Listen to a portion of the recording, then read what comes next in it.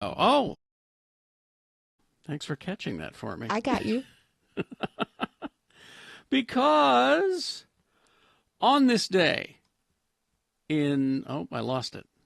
In 1985, David Lee Roth quit Van Halen. He was replaced by Sammy Hagar. Now, why can't I hear Gina? I'm hearing loud music. Oh, there we go. Okay. You got me? I think so. Are we back? So many confusing buttons without Bill here now. Yeah. We have Nick Davis. Hey, what's up? Filling in and helping out today. The night guy who got like 3 hours of sleep and is now here. You'll be punchy and good. Well, so let's talk about Van Halen, Nick. How much do you know about Van Halen? I know Panama. I know Too Hot for Teacher, and I know when to yell the fun parts. That's kind of. I guess we ought to get officially into. And now, ladies and gentlemen, it's Farting Around with Radio from Hell on X96. Okay, so that was what we affectionately refer to as Van Hagar, because Sammy Hagar joined the band and was the lead singer. So before they hired Sammy, though, yes. So David Lee Roth leaves, and there are conflicting whether he was fired or quit. They each have their own stories. This here says he quit after he released his solo album, Eat 'Em and Smile, which I have a soft spot for. Yes. Give me a bottle of anything and a glazed donut to go. That's what I But before they hired Sammy, Eddie wanted a female singer to replace. Now this I did not know, Gina. Yeah. Patty Smythe from Really? Scandal. Shooting at the walls of heartache, bang, Yep, bang, I am the warrior. Exactly. Sorry, just went right over Nick's head. I know. I'm just looking cross-eyed over here. Watching Nick's eyes go wrong. This is an education. Farting around is an education for you, Nick. Thank you. Yes, it is. So yeah, a female lead singer, and it's like, whoa, you can't like a female lead singer for Van Halen, and she turned him down. She said no? I don't know how you say no. I know how you say no if you're Patty Smythe. How? You take a look around you and you say, the toxic masculinity in one room is plenty. I don't need this for an entire tour. But I would give. It makes me like Eddie Van Halen more, though, that the opposite of that, Carrie, that he didn't care about all the toxic masculinity that would say, I can't believe you have a woman singing for Van Halen, that he said, no, that's what I want. I think she'd be great for it. Makes me like him more. And that would have been interesting. I would have liked to have heard Van Smythe, Van Patty. Van Patty, it would be Van Patty. I would love to hear Van Patty. I agree. You know who else was offered the job before Sammy Hagar? Daryl Hall. No. Yep. You know who that is, Nick. Hall & Oates, There you Daryl go. Hall. Yeah. So apparently, he was offered and he talked about this on, Daryl has his Live from Daryl's House show, and apparently he's talked about it on there that, okay, we want Patty Smythe. No, we can't. How about Daryl Hall?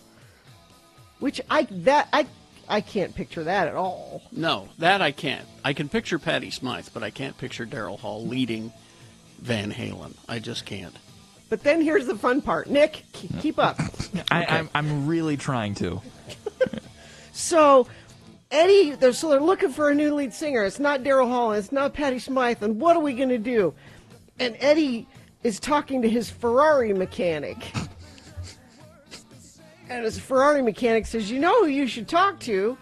This other guy I work on his Ferrari. He can't drive 55. Sammy Hagar, you should talk to... The Ferrari mechanic introduced them. That's how all great metal bands are formed, I think. If you look at the history of rock bands, and they, about 50% of them revolve around the Ferrari mechanic's recommendation. Call my friend Sammy. He's got a Ferrari too. You guys will get along great. Well, let's see. It's 6:10. I don't know if I have time to tell the Irish Camel story. Yes, you do. Go ahead. Do I? Yes, go. Okay, so it was the Van Hagar. I think it was their second tour, first or second tour. I can't remember. Mm-hmm. And I had tickets for it up at Park West, an outside venue, up on the side of a mountain. It doesn't. It's not there anymore. It's a hotel. But we used to go see shows up there, and Van Hagar was playing up there. And Shannon, I had tickets, so I took my friend Shannon. And he and I decided, well, let's go and get some drinks and get, a little wasted before we go to the show. You were pre-gaming. So, we were pre-gaming, but we went and we got something to eat at the Irish Camel up there on Park City Main Street. It doesn't exist anymore, so don't look for it. And then we, farted around for about an hour before the show. Right. And so we got down, I think it was like 10th row down on the floor. And having a great time, and suddenly I began to have some intestinal distress. Oh? And you were farting around, Carrie. Come on. Basically, yes. And luckily, the music was so loud that they couldn't hear anything. And you're outside, so. But they were so toxic that the guy behind Shannon, he heard him during this song, as a matter of fact.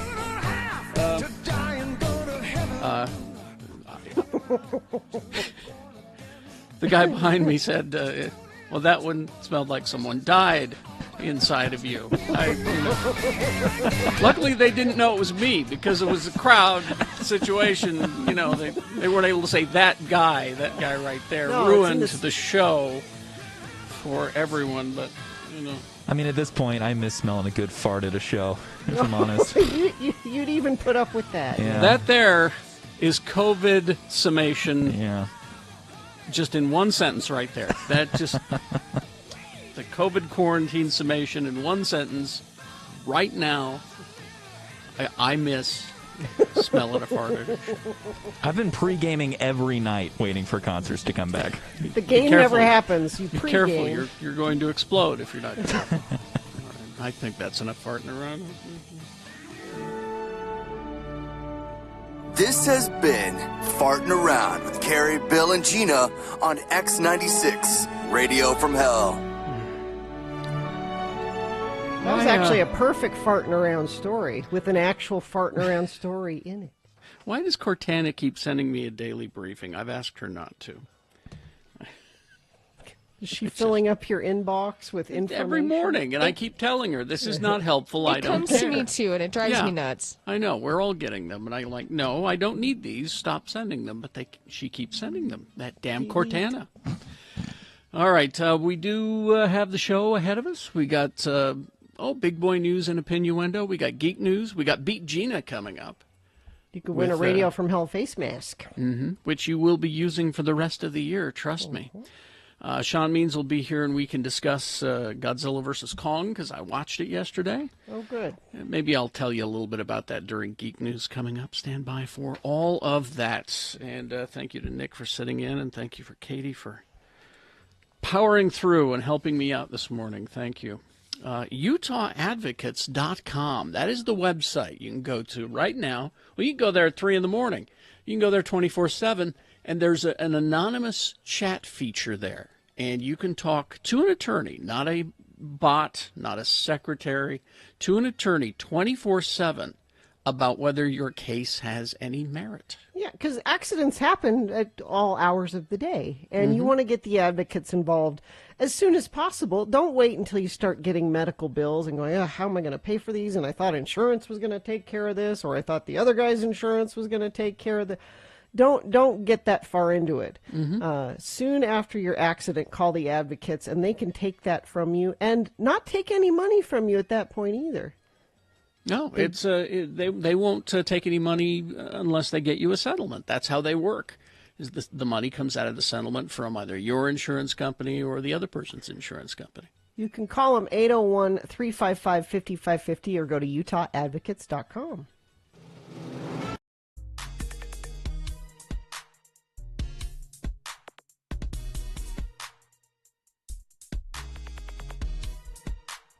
So you may have heard yesterday me talk about I got bit by something over the weekend, and I shared it with you yesterday.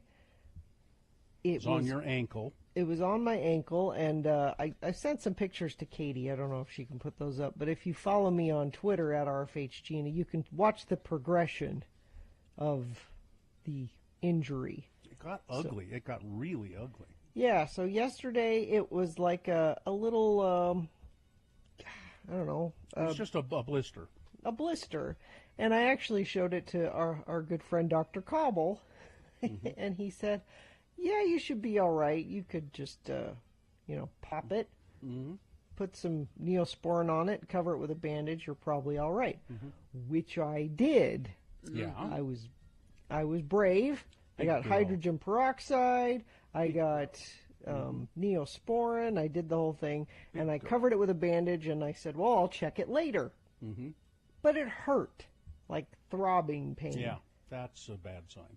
So a couple hours later, I took it off, and it had gotten much worse, which I posted a picture of that on my Twitter as well. And it was oozy and a weird color, and it hurt. And so after much discussion and tweeting about it, because that's what you should really do, is tweet about it. I talked to my husband about it, and he said, I think you probably should go to the Instacare. This has gotten worse, not better. Let me know how it goes, babe. Yeah. You need a ride home? I was a little nervous to go to the Instacare. So I went to the one on 4th South. And, Bill, is that the one where you went to get your COVID test? No, that was in a parking lot at a church. Yeah, this was. But they do a lot of COVID testing there. But it was closed. So all the COVID tents were there, but it was closed, which is weird. 9th East? 4th South, and right there. And so I go into the Instacare, and there's nobody there. And I'm thinking, gosh, is it closed? Nope, there was a lady. What time of the day was this? Yesterday. What time of the day? Oh, like 5 o'clock. And they checked me in and said, go wait over there. And I said, okay, this is so far. Because I was nervous about going. And while I was sitting there waiting, these 5 girls come in together. They all had masks on. And one of them goes up to the counter and she says, yes, I think I have a fever and I'm having a hard time breathing. And, she's listing all the COVID symptoms. I'm like, awesome. Now I'm in a waiting room with her. But why are these 4 other girls with her? You needed an entourage to and they're not supposed to do Instacare? that. They're supposed to go to the stations outside. Yeah. Well, they were closed. Oh. The stations outside were closed. But why do we need all these people in here? But they took me back, and I said, can you tell what this is that bit me? By looking at it. And the doctor said, it's infected now. I can't tell what it was. But we can clean it out for you, give you an antibiotic, and then we're going to test the pus and see what kind of pus it is. Pus test. Pus test. Pus test. And he said, in order to clean it up, we're going to de-roof it. Which is exactly what it sounds like. They cut the top off of it. And let it ooze out. And then they gave me a bunch of stuff at home where I am supposed to change the bandages and clean it up. And I don't have to de-roof it. That's already been done. Well, they say you're going to be okay. I mean, yeah, they put me on a pretty strong antibiotic. And he said, we'll get back to you with exactly what, it could be a staph infection. It could be MRSA. It could be who knows what. Will they be able to tell you what bit you? Do you think? Nope, and that's the frustrating thing. Damn. He said, that's the big question. I'm looking here. It says de-roof. The definition of de-roof is to remove the top from a building. So that's how big the pustule got. It was the size of a building. It also means to remove tissue from a wound. It did look big, and it did look ooey gooey. It was so gross. It was dripping at one point. I thought I saw. Yep. Yeah. Oh, here's the question. If you're taking the antibiotic, can you have wine? Are you saying you there's ask? a chance I can't have wine? Yeah, there's a Of chance course, that, yeah. because sometimes they say with some medications. Oh, man. That's just those doctors that don't want you to drink. Yeah. I mean, I didn't last night. Well, because I'm taking so much. It's 3 of these antibiotics 3 times a day. And I'm thinking maybe on alcohol that won't taste so I hot. think you better check, yeah. See, now I don't get what de-roof, but when they say they're going to debride a wound, it's the same thing. Remove unhealthy tissue from a wound. I don't know. So- I was de-roofed. That's all I know. Ask your doctor or construction worker. Would you like to be debrided or de-roofed? All right.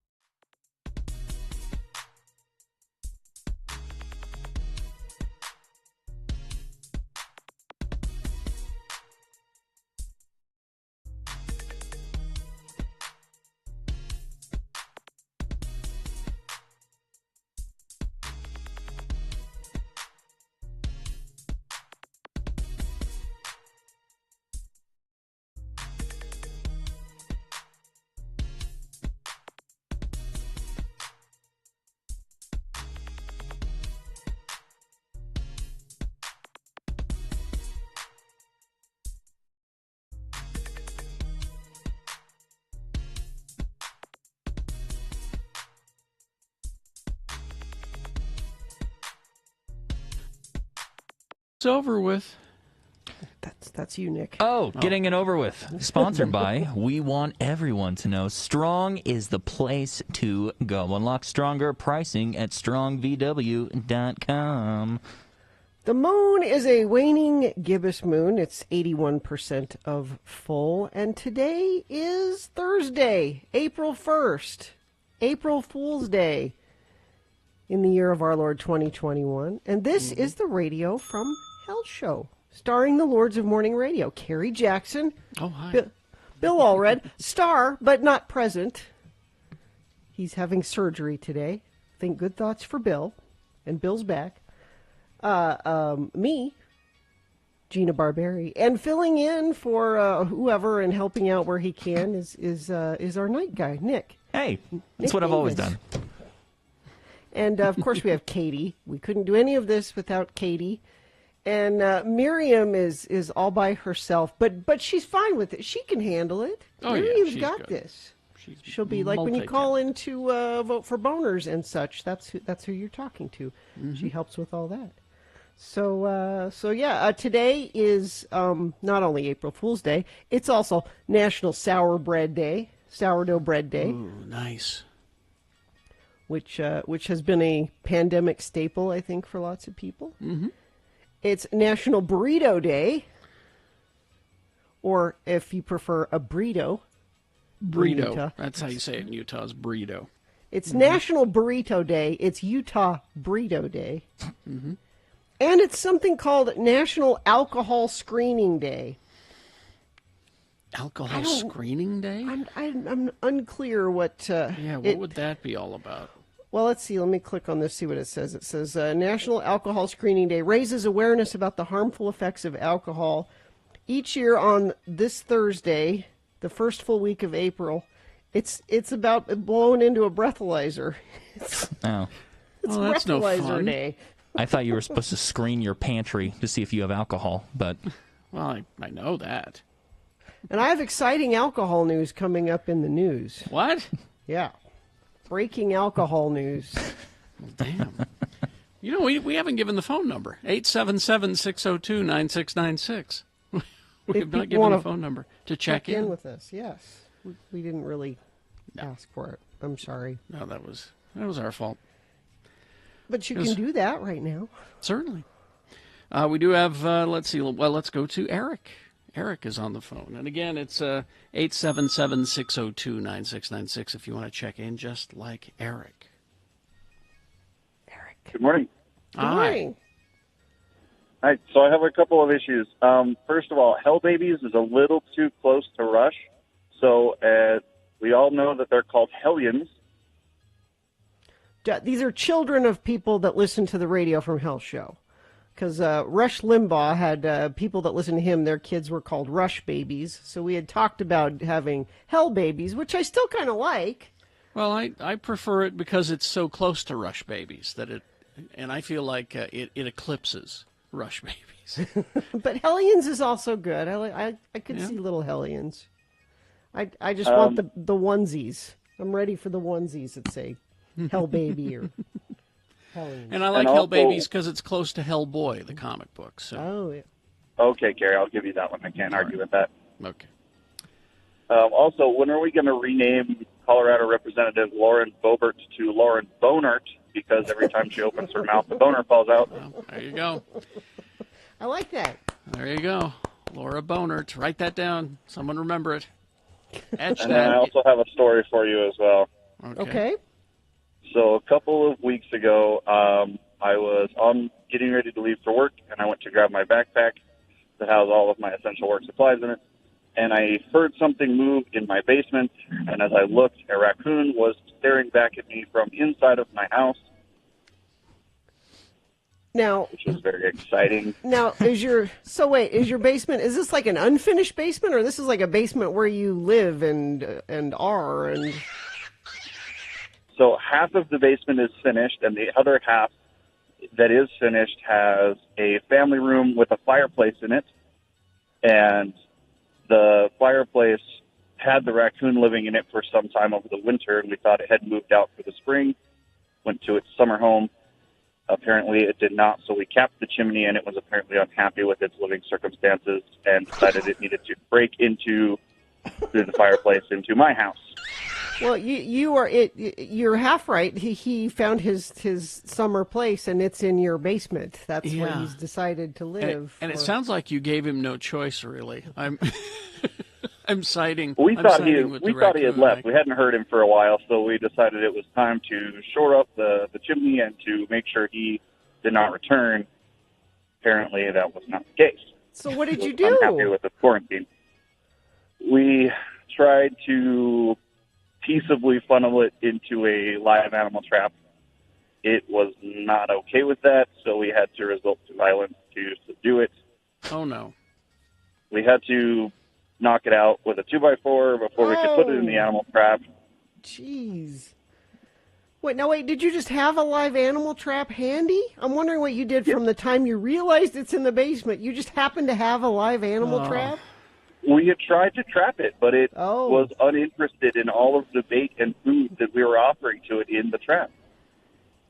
Eric, you should have called some professional raccoon wranglers, and they would have been able to get it out of This there. is true, Gary. I'm sure you caused some sort of, concussion or worse, brain damage. Well, yes. The problem is Utah law requires you, if you catch a raccoon, you have to eliminate it because they are a nuisance animal. And Really? also, my landlords were not going to pay to have a professional come and deal with the situation. Oh, you're a renter. Oh. Yeah, but why? I don't understand why the landlord wouldn't. They want a raccoon living in their property? No, the landlord's idea is you can just kill it for free. Why would Well- I pay to have it? Oh. The situation is slightly more complicated because my landlords are my parents, and my dad has one of the tightest See- wallets you have ever met. These details that you keep leaking into this story, just, Is everything good okay story. now? Except for the fact that my wife refuses to have anything to do with below the top 3 stairs. Yes, I don't- everything's fine. I don't disagree with her. And I think Carrie's wife probably similar. Well, Like see, a- my initial response is if this were happening to me is that I would name it and I would charge it rent. But But you would Sue, handle it differently. Sue, on the other hand, would, she would say, "Where's a blunt object?" Yes. Anyway, Yes, thank you, Eric. it was quite the ordeal. And Thank you, Eric. All right. Sorry to hear that. And raccoon talk has taken away Braden's time. I'm sorry, Oh, Braden, we're no. out of time. Traffic, Gina, please. No, it's Nick. Nick Or is Nick, genius. traffic, yes. Excuse me. That's right. You are bring Gina me here today. for one job. Traffic. brought to you by Out on the Road. The lies we tell ourselves are costing lives. Before you get behind the wheel, make a plan to drive sober. Learn more at zerofatalities.com. It's green. You're good. There's wherever you want to go there. How about that? Perfect. Okay, coming up in the next break, we have for you big boy news and opinioendo, also geek news on the radio. And I'll probably talk to you just a little bit, no spoilers, about Godzilla vs. Kong. But we have some other news as well. Stand by for all of that. X96.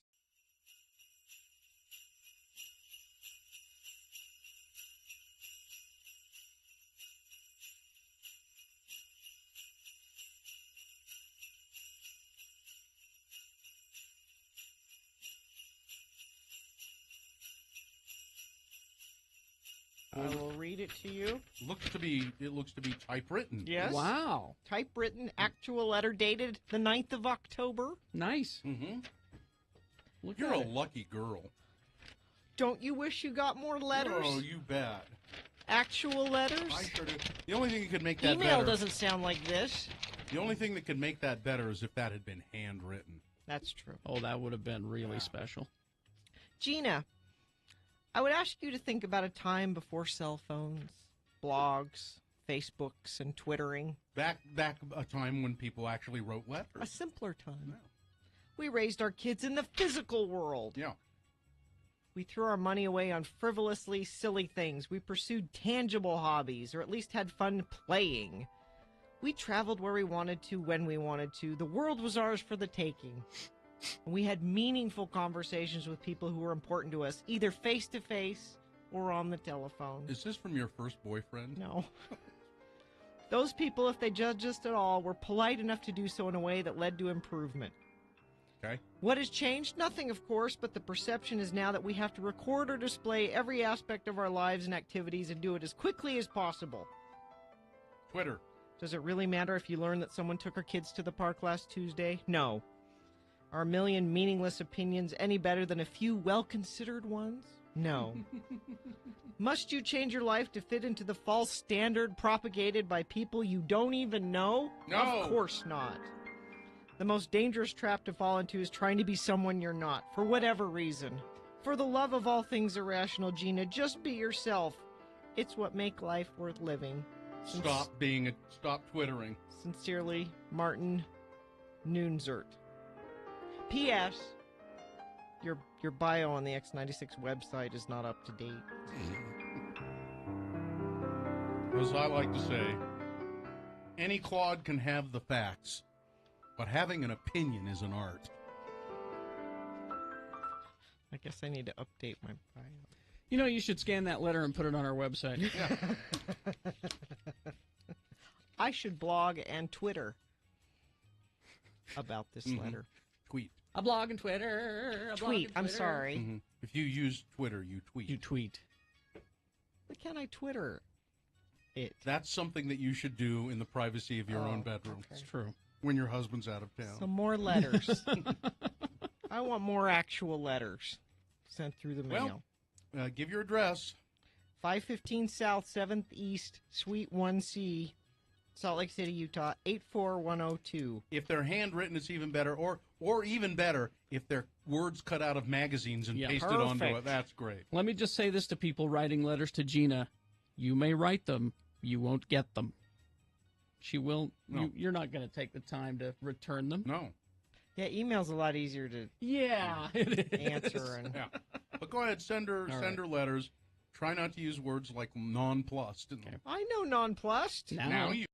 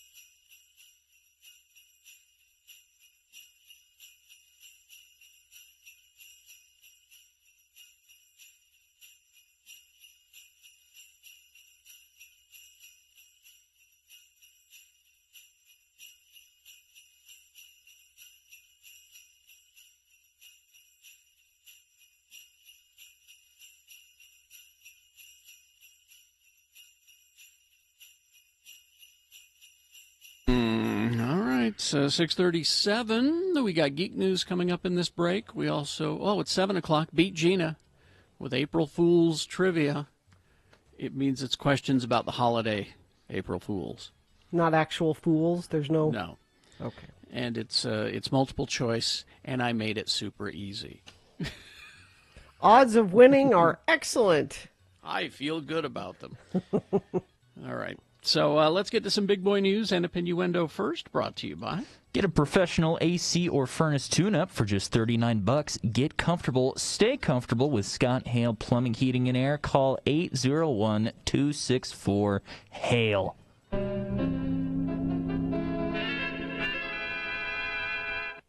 Again. It happened again. What did? Another mass shooting. Again. Where was this one? 4 people, including a child, were killed in a mass shooting at an office complex in Orange, California on Wednesday, a police official said. 5th victim was wounded and transported to a local hospital in critical condition. Police responded to a call of shots fired around 5:30 p.m. and encountered gunshots when they got to the scene. Suspect was transported to the hospital after sustaining a gunshot wound in a shooting with police. 1 firearm was recovered from the scene, and the suspect is in critical condition. Not clear what precipitated this, or we don't have any details on the suspect other than they are at the hospital in critical condition. Great. I don't even know what to say anymore about all of that.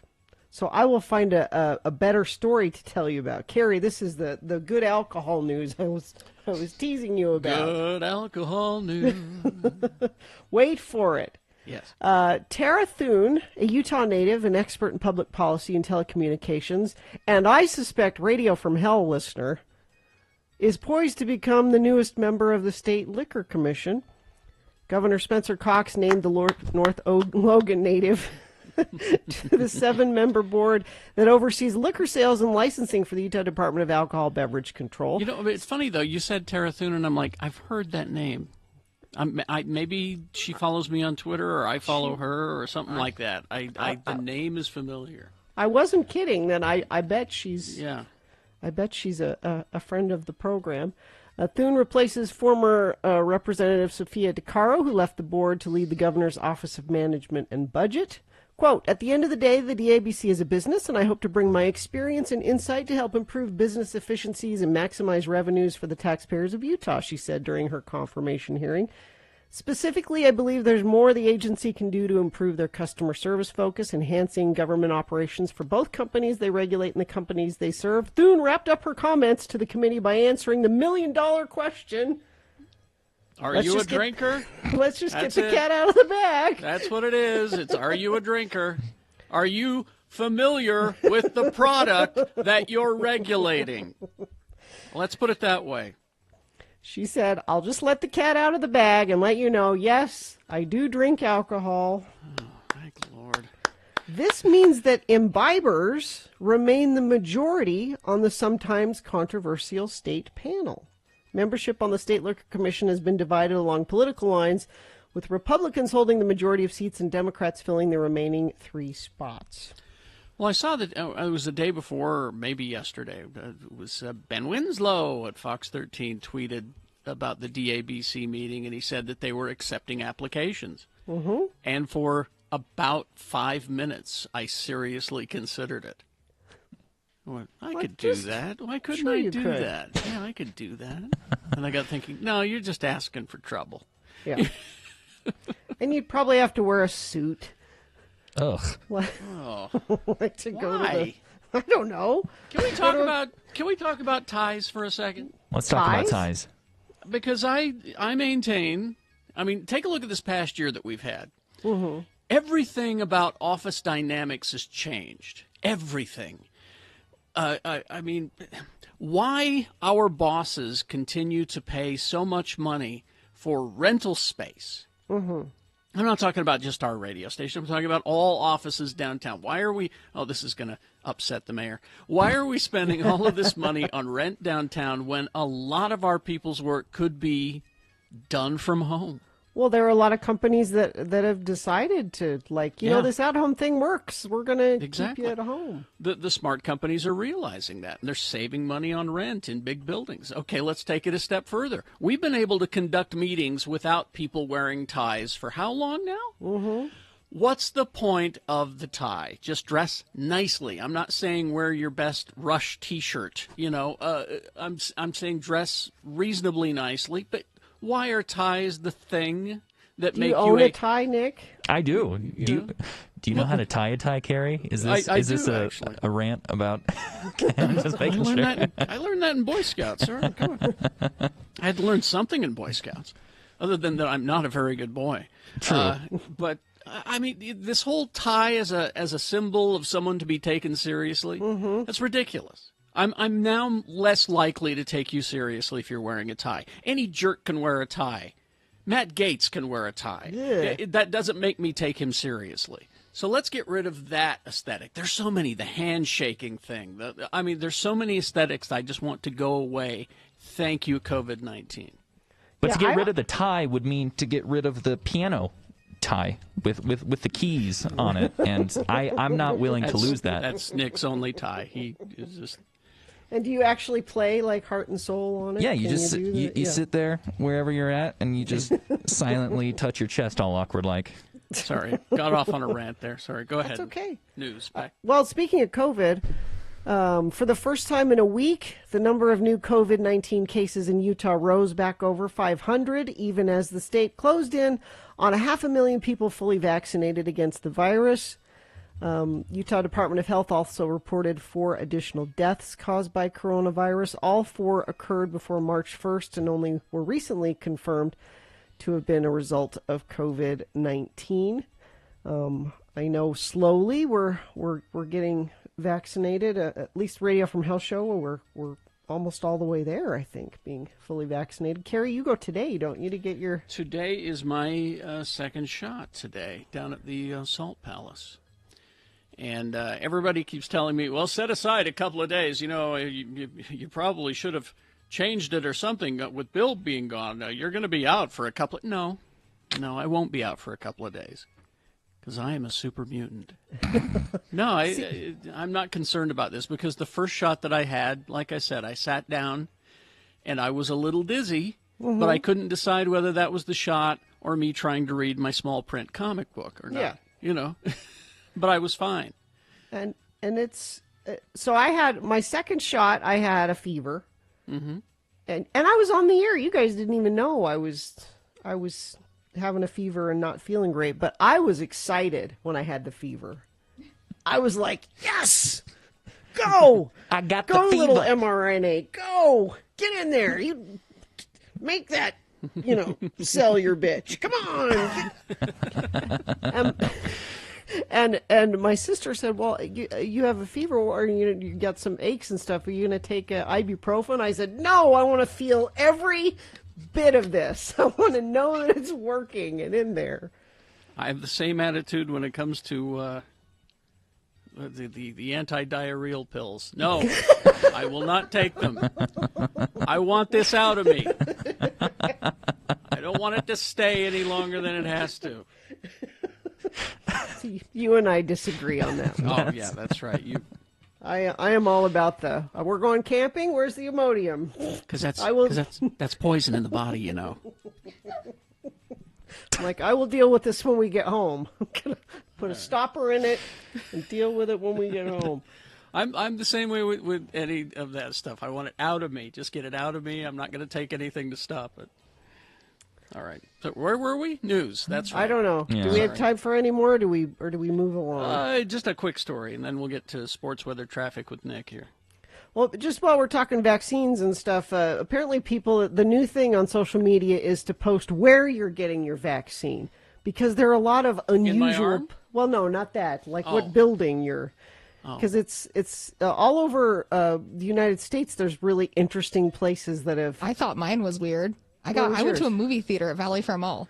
Yeah, wow. See, it's like So there's hashtags that now people are trying. Where'd you get your vaccine? They're like old closed down Kmart's, Six Flags in Maryland. They're a vaccination site. You go there to get Dodger Stadium, different stadiums. I know downtown Disney has been a place that people in Orange County have been going to. Not many, because they're mostly Republicans in Orange County. So, defunct Shopko's, defunct Nordstrom. They're just Wow. big empty buildings, hockey arenas, soccer stadiums. the Halloween store left, and now it's an inoculation center. Yeah. Exactly. Katie would have liked to go to the Halloween store. I would love to go to Spirit, get your vaccination, and buy a T-shirt or something. Sports weather traffic. Well, sports, the biggest sporting event of the year, WrestleMania, is happening this April 10th and 11th. It's obviously swapped up a little bit this year because they're not doing in-person viewing, but so I'm kind of curious to see how that will go. But, I mean, the biggest question on everybody's mind is how will Bobby Lashley compete against Drew McIntyre with the breakup of the Hurt Business this last week? Everyone is talking about it. I think there's some rigorous debate about how that's going to affect his performance. But the other people that we're watching as well is the Fiend, who is going to... Yes. Yeah. He's Joe Biden's favorite. Yeah, he's partnered with Alexa Bliss to take on the Viper. Really? Randy Orton. Yeah. Oh, well, you didn't need to say that. I knew who the Viper was. Right. So, I mean, after Randy Orton burned the Fiend with gasoline in the ring, we're very... You really do watch this, don't you? I mean, I thought it was a joke at the beginning, but you know what the words coming out of your mouth, you understand what you're saying there. Yeah. Follow this. What? Okay, I'm sorry. Go ahead. Please, he was told to follow I'm sports. sorry. Are we not interested No, in what I'm you're talking good. about? He was told he needs to cover sports. That's what he's doing. Well, gear up for WrestleMania, I guess. All Thanks right, for taking the winds out of my sail, Gene. I'm sorry, Nick. I'm sorry. We'll let you go full report next time we do sports. All right. Thank you. Weather. Weather. Right now, we are sitting at a fresh 36 degrees Fahrenheit here in Salt Lake, but that's going to warm up to 65, 66. The weather's been great this last week. I'm just happy to get some vitamin D on my skin. But let's take a peek here at traffic before we cut over to whatever we're doing here. Traffic brought to you by Get a Professional AC or Furnace Tune-Up for just $39. Get comfortable, stay comfortable with Scott Hale Plumbing, Heating, and Air. Call 801-264-HALE. It's green. All of it's green. So just drive. Just drive. Why not? Just drive. Just drive, she said. All right. You can call now to start lining up to beat Gina. 877-602-9696. You will win. I mean, excuse me, you could win a Radio from Hell face mask, similar to the one that Nick is wearing at x96.com/live. His is an X96 version of that same mask. I would be wearing mine, but it's in the wash. Likely excuse. Gotta keep them clean. I'll be wearing my Geek Show edition down to get my shot today. All right. Let's Geek News brought to you by... brought to you by your wishes and hopes. Okay. That's all I have. So, Carrie, yesterday, Mohammed said, "My friends, you got to take me over to my friend's house with my mask, because we've been planning on watching Godzilla and King Kong this week. We're so excited to get together and watch it." Well, here's the thing: is that Warner Brothers releasing their movies. And a lot of people don't know this. I've talked to several people who did not know that they could watch Godzilla vs. Kong in their home. Mm-hmm. It's like, I don't want to go to the theater to see it. And I said, well, do you have HBO? Yeah. Yeah, I do with my cable. I said, well, then you have HBO Max, which is different. And that was another conversation. You had to have that explanation. It's just because you have the cable hookup doesn't mean you have HBO Max. You have to activate it. And it's on your TV. Really? And I was happy to educate some people about that. So Godzilla vs. Kong, watched it yesterday. And you've seen my TV screen, Gina. You've seen how big it is. It's gigantic. I watched it too. I loved it. It's a big screen. And that's what you need for this movie is a big screen. As much as I appreciate having it on HBO Max, not everybody has a big screen like that. you're just not going to do this movie justice watching it on your computer. It's just not going to work. You'll be bored. I'll just say that. You'll You be miss bored. stuff, probably. You need that sensory overload. You need the big visual and the loud sound, and that's what we were able to do with my system here. Otherwise, I would say brave the theater and go see it in IMAX because, boy, that final battle is just... and I'm not going to say anything about it because there have already been too many spoilers about this movie. I will just say that it made the 8-year-old Carrie Jackson, who still lives, very, very happy just to see Kong and Godzilla going at it, wrecking a city. It's everything you want. Yeah, it takes a while to get there, but once you get there, it's satisfying. And speaking of Godzilla vs. Kong, the director, Adam Weingard, who has a hit on his hand, according to all the box office numbers I've seen so far with this Kong vs. Godzilla. And when you have a hit on your hand, you can do anything you want. So if you're Adam Weingard, what do you say? Here's what I want to do. He's a Thundercats fan. And, Wait a minute. Yeah, I know. Like a live-action Thundercats? Well, or an animated? Or what are we talking here? He wants to do a combination thing. He says, nobody on this planet knows or has thought much about Thundercats as much as I have. Well, I could name a couple of geeks, but they're not professionals. Wingard said in an interview with Deadline, he is such a fan of the franchise that years after it went off the air, while he was in high school, he hand-wrote a 272-page screenplay for a Thundercats movie. A script. And so once Godzilla and Kong is doing well, the producers called him up and says, what would you like to do? And he says, this is what I want to do. He says, I saw this as an opportunity to do a new type of fantasy sci-fi spectacle film that people have never seen before. It's got rich mythology, the characters are fantastic, the colors. I want to do a Thundercats film that takes you back to the 80s aesthetic. I don't want to reinvent the way they look. I want them to look like Thundercats. I don't want to do a live-action film either, but I don't want it to look like that Cats musical as well. I want to find a way to do... This is very complicated, I think. It's fascinating to see how into Thundercats this guy is. I mean, there's like 3 paragraphs of him going on. I mean, are there enough Thundercats fans that would get excited about this? But see, here's the thing about that sort of thing is that the Thundercats fans have kids and grandkids now. And so it's like, hey, guys, come and see this cool thing. And maybe, out of 5 of the kids, 2 of them will get into it, And that's just how these things work these days. Well, and Thundercats has like a new kids show on Cartoon Network that I know is a fairly decent hit. So and it's fun too, and it's funny because the hardcore Thundercats fans hate that show. Yeah. Oh no, this isn't the real Thundercats. It was the same thing with Teen Titans. Exactly, because it makes fun of the subject matter a bit. It loves it, but at the same time makes fun of it, which is where I'm at with most of my fandom. I love Luke Skywalker and want to be like him, but at the same time, I can make fun of him for being a whiny bitch. It's the same with this Thundercats cartoon. But anyway, so that's what you're going to get from the director of Kong vs. Godzilla. The other thing that was released yesterday was a trailer for a new Star Wars animated series, which will be available on your Disney Plus. Test is in order. It's called The Bad Batch, and it's about these recurring characters that have appeared in the Clone Wars cartoons. Yet they exhibit a concerning level of disobedience and disregard for orders. It's Clone Force 99, The Bad Batch is what they're called. And they were... So this is set shortly after the fall of the Republic, as seen in Revenge of the Sith. All right? It's an unorthodox special forces group of clones, and they have adapted to take on the Galactic Empire.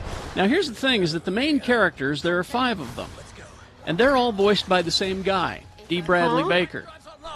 Oh, because they're clones. Oh. But how do you... Okay. Well, they all dress differently, so that's how you tell them apart. And some have different slight accents, So We're all you need. All right, so The Bad Batch starts streaming on Disney Plus on May the 4th. Get it? With a 70-minute premiere, and then after that, weekly episodes after that. So there's all that information that you need. And speaking of Star Wars, this seems to be an all Star Wars Thundercats geek news.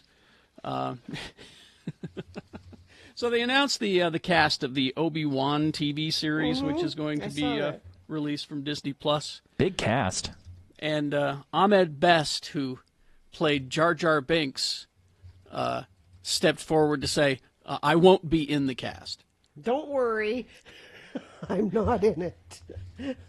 Now, why that announcement was necessary, I don't know, but he felt it necessary to say, yeah, don't worry, Jar Jar will not be in the Obi-Wan TV series. Exactly. Okay, traffic, please. Yeah, let's get one more good gander on traffic. Nothing's changed in the last few minutes. No. What? Go out and about, huh? I'm endorsing it. You know, if you see something and want to tell Nick about it, you can text it in 33986. Sometimes we get traffic tips there. I could use a good old traffic tip at the moment. Yes. 877-602-9696 is the number to call now. Get in line to beat Gina. It's April Fool's holiday trivia. Extraordinarily easy. I'm confident in saying that you will win a Radio from Hell face mask. Well, you don't know, Carrie. It's a game. You don't know who's going to win it. No, I made them that easy. I made these questions that easy. So it's coming up. Stand by for that. Oh, excuse me. Bless you. I would have turned the mic off, but I have papers all over. Godzilla, Carrie, as we like to say. That's right. Godzilla. Oh, that's right. Let's see. So we'll get to that after these 877-602-9696. And now a message from the Department of Workforce Services. Yeah, they're hosting a virtual job fair today. And you'll think, oh, I didn't sign up for it. It's okay. You can still sign up for it today. It's from 10 to 1. Part-time, full-time, and telework positions are all available. You just have to register at jobs.utah.gov. Now, it's free to register. Registering just lets you into the portal where you can see the job fair. And it's actually set up like a real job fair. There's like a floor plan with booths with the different companies there. And when you click on it. Yeah, you click on the stuff and it takes you there. It's fascinating. Yeah, and there's all kinds of jobs available. Thousands are available. Meet with over 100 employers. The industries are healthcare, IT, construction, retail, transportation, banking, and more. There's full-time, part-time, telecommuting. It's great. You can get a new job in an industry that you're familiar with, or start a whole new career where they can train you and pay you even. So you just got to go to jobs.utah.gov. The new. So my kids are doing the hybrid school thing, which is... So part gasoline and part electric? Yes. They're in person Monday and Tuesday, and then they're home the rest of the week. So they're home today. And Mohammed's class is right next door to me here. He's in the room. We share a wall, and I was a little worried that would be noisy, but it's been very quiet. And I just realized another bonus to having him here. He just knocked on the door while we were interviewing for the Comcast thing, and he had sliced up a beautiful Utah peach into perfect little slices and offered me some of them while he's... So do you use electroshock on them, or what do you do? You have you hook them up to some kind of electrodes at night and make sure that they're shocked into servitude and submission? He tap on. Oh, excuse me, Mom. I just cut up this peach. I was wondering if you delicious peaches are great, Mother. Right now. Mother, oh Mother, I've brought you a perfectly cut up peach, Mother. So what I'm saying is I'm enjoying the home school. That's working well for me. Some sort of science fiction movie going on at your house. Telling you. But this is also to tell you that the peaches right now are awesome. Yeah, I mean, they're Bill's delicious. going on and on about the corn. Oh no, I've had the Brigham City peaches too. They're great. He's under the desk right now, rubbing your feet, isn't he? No. He's massaging your feet right now, isn't he? Come on. He went back to class. Uh-huh. in the room next door. But I have an extra candy bar, and I'll slice it up into some perfect little slices and bring you some later on, Mother. He does this thing at night. If he makes it upstairs before I do, he'll turn down the bed for me and Joe. Lord help me. Do you have what do you hold a gun on him at certain points in Because that's the the only day, way don't you? that things could be done. By force. I can't imagine. Electroshock guns, people just don't do the right thing unless they're forced. That's why God exists. Kids don't do those things. That's right. That's right. You put the fear of God into them, or you put the fear of force into them, or both. Mm-hmm.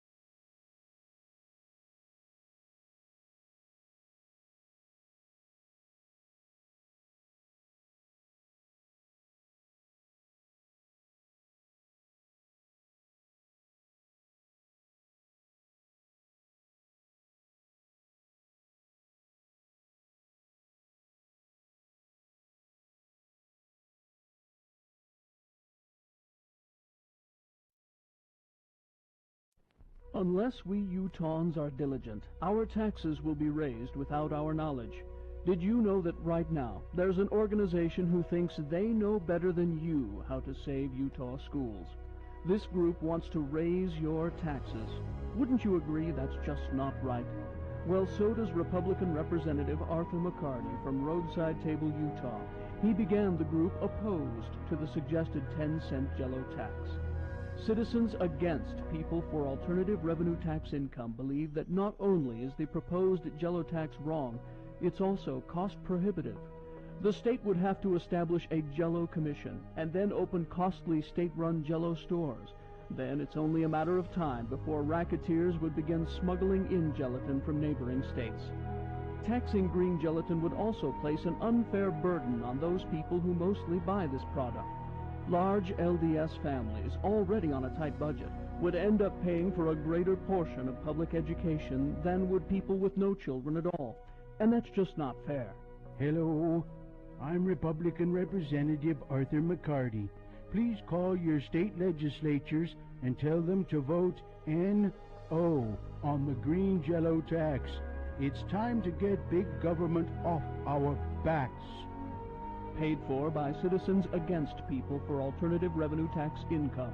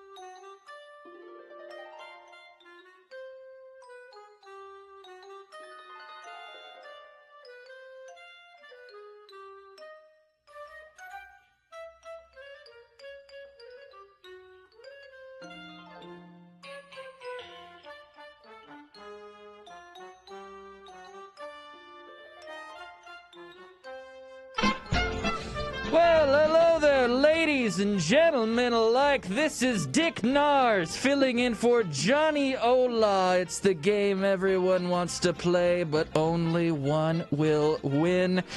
It's Beachinas. Let's throw things over to the man of the hour, the leader of festivities, the game show Gabinaire, Kerry Jackson.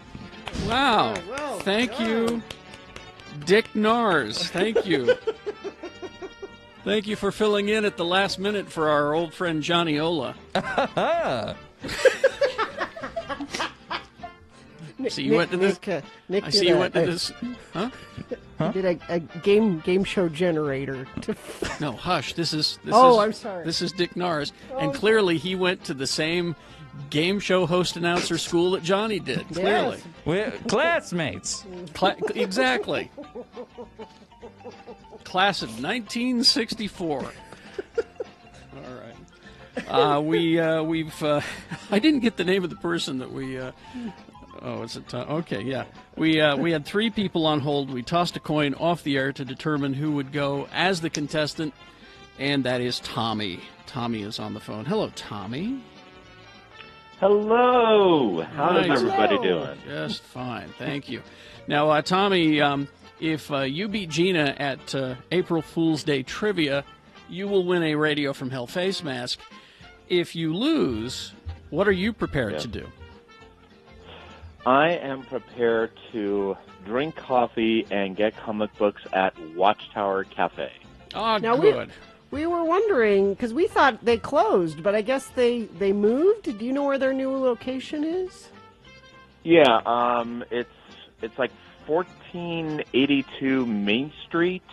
It's just or essentially 1488 Main Street. It's essentially through the block from State Street to Main Street from where they were. Oh, okay, cool. Yeah. So that's where you can find them. And I've got my Watchtower mug with me this morning. There we go. Oh, all very right, nice. let's toss a coin and determine who goes first. It does give you an advantage in the game. Tommy, heads or tails? Heads. All right, there we go. It is heads. So, very nice. Tom gets... Don't act like you've won already, Tommy. You haven't. I don't know what you're referring to, Gina. This is a game of chance. Exactly. But the coin toss does give you an advantage in the game because you get to go first, Tom. The first question is yours and yours alone to answer. If you get it right, you get the point. If you get it wrong, Gina gets a chance to answer it correctly and steal the point away. We will go back and forth until somebody gets 3 points. Tom, now this is April Fool's Trivia. It's about the holiday. It's about things that have happened on that holiday, the holiday itself. You get the idea. All right.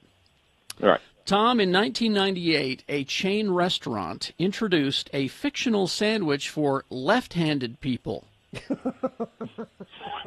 Which restaurant was it?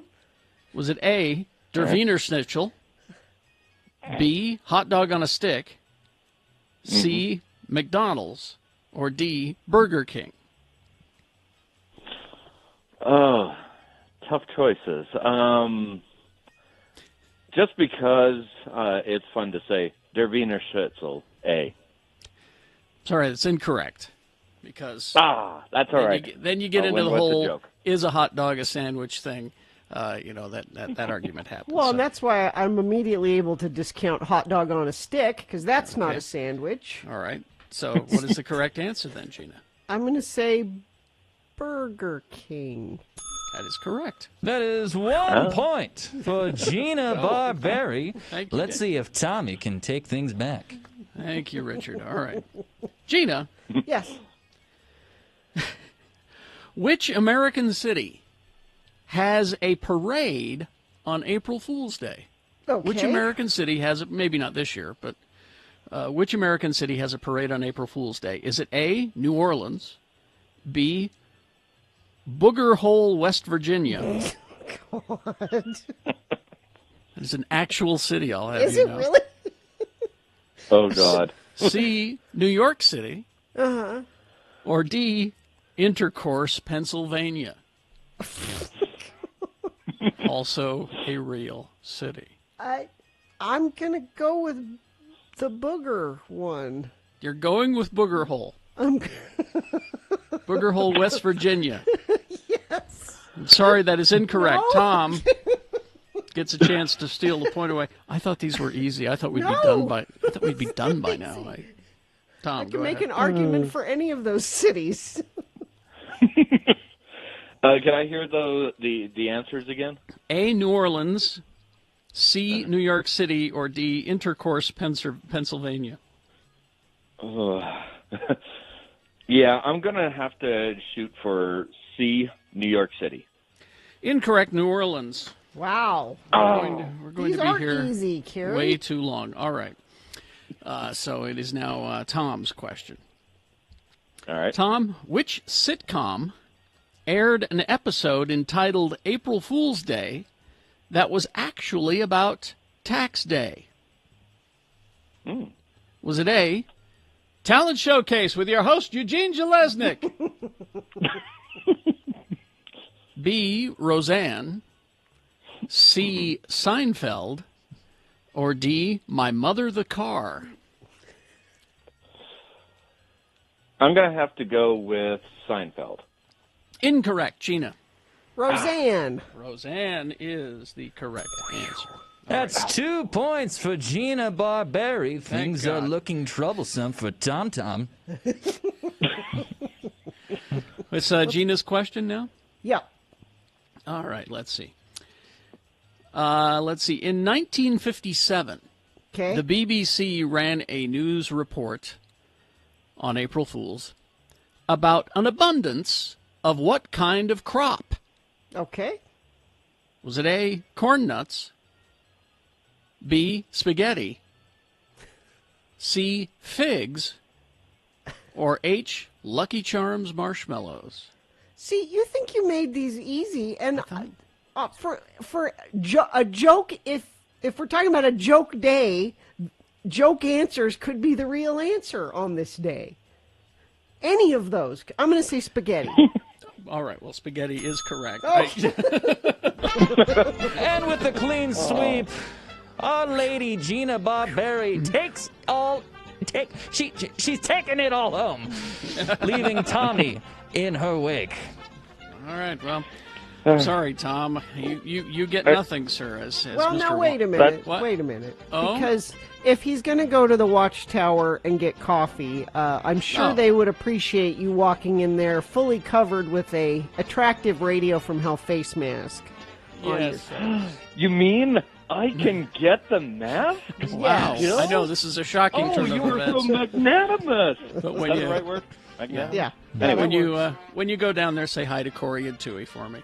All right, hang on the I line. will certainly do so, sir. Hang on the line. We'll get your mailing address, or you're practically downtown. You might want to come and pick it up. It's up to you. We'll let you decide. Stand by. Put you on hold. Thank you very much. Traffic, please. All right. Dick has left the room. It is now Richard. Richard has left the room. It is now Nick. So far, nothing. I'm not seeing any updates in the text chat as well. But I mean, I'm my ears are open. Why don't you text me something, huh? 33986 is the number if you see anything out on the road. But it is sponsored. Out on the road, the lies we tell ourselves are costing lives. Buckle up, whether you're a driver or a passenger. Learn more at zerofatalities.com. I'm looking at the questions, and I did lead with the hard ones. I should have went from the bottom up. I worked my way up to hard questions. I'm sorry, Gina.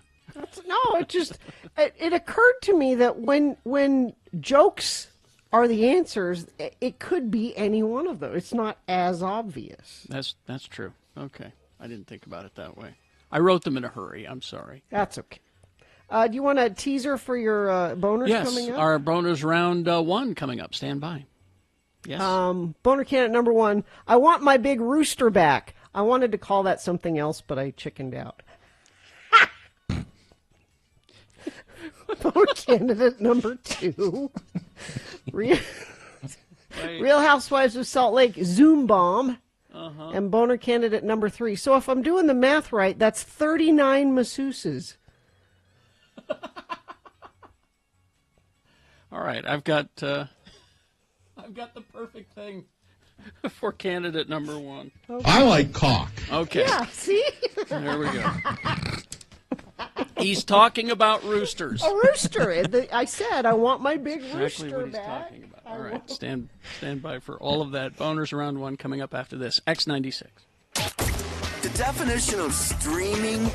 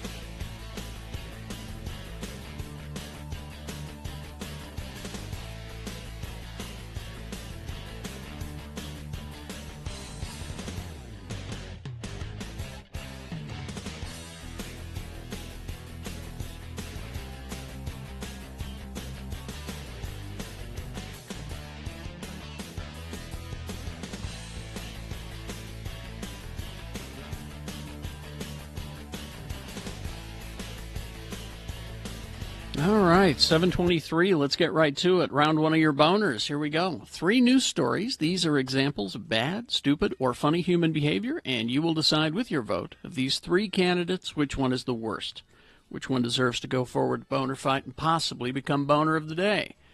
If it wins here, it secures a spot in Boner Dome. Round 2 comes up at 8:20 with 3 different candidates. We get a winner there as well, and we'll take both of our winners and put them against each other in the Boner Dome. Boner fight happens at 9:20 this morning. That's when you'll decide boner of the day for today. Right now, send one of these 3 champions from this, round 1, forward. 2 candidates now, a third after the news. Once you've heard all 3, you'll vote, and one of you lucky random boner voters will receive a boner T-shirt. You guys still giving those out? Yeah, and and you can pick them up now. We have office hours, limited office hours, 9 to noon, and we're at 50 West Broadway on the 2nd floor. And if you've won one in the last, year or so, you can come by and get it. Boner candidate number 1, I want my rooster back. I wanted to call it something else, but I chickened out. Osseo, Wisconsin, the owner of a Wisconsin restaurant really wants his rooster back. Last week, someone stole a giant rooster statue outside of Osseo Family Restaurant. After several days with no leads, the restaurant's owner decided to offer a reward for its return, $1,000 and a free meal. He told Fox News that he found out the rooster was stolen when one of his regular customers asked if he'd gotten rid of it. He's like, so I went over it, and sure enough, it's gone. The rooster is 12 feet tall, 4 feet wide, bolted to the ground with steel beams, and somehow stolen. That's ambitious, because the last time that I stole a giant rooster, it was 5 feet tall. It was, yes. It was the one in Spanish Fork on top of the chicken place. But so 5 feet, similar. 5 feet was easy to throw into the back of a truck. This thing. But 12 feet. You need a flatbed trailer for that, I think. That's right. He said, now, if it's a prank, if it's some high school kids or college kids, I'm not going to press charges. I get it. They're young and having fun. They didn't harm anybody. I just want it back. I'll even give him a free meal at the restaurant and $1,000. I think he's rewarding bad behavior. Yes. However, he said if the thief plans to sell the rooster for profit, well, that's a different story. That's malicious intent, and I will press charges if that's the case. No, instead of holding it hostage, that's different. The chicken is a popular spot for people to take pictures in town. It's beloved, and they want it back. Boner candidate number 1, I want my big rooster back. I like cock. All right. Or that. Rooster. It's the same thing. Boner candidate number 2, Real Housewives of Salt Lake Zoom bomb. This story gets weirder and weirder. Yep. So a federal court arraignment for Real Housewives of Salt Lake City star Jen Shaw had to be halted because so many people flooded the virtual hearing the defendant herself couldn't connect to it.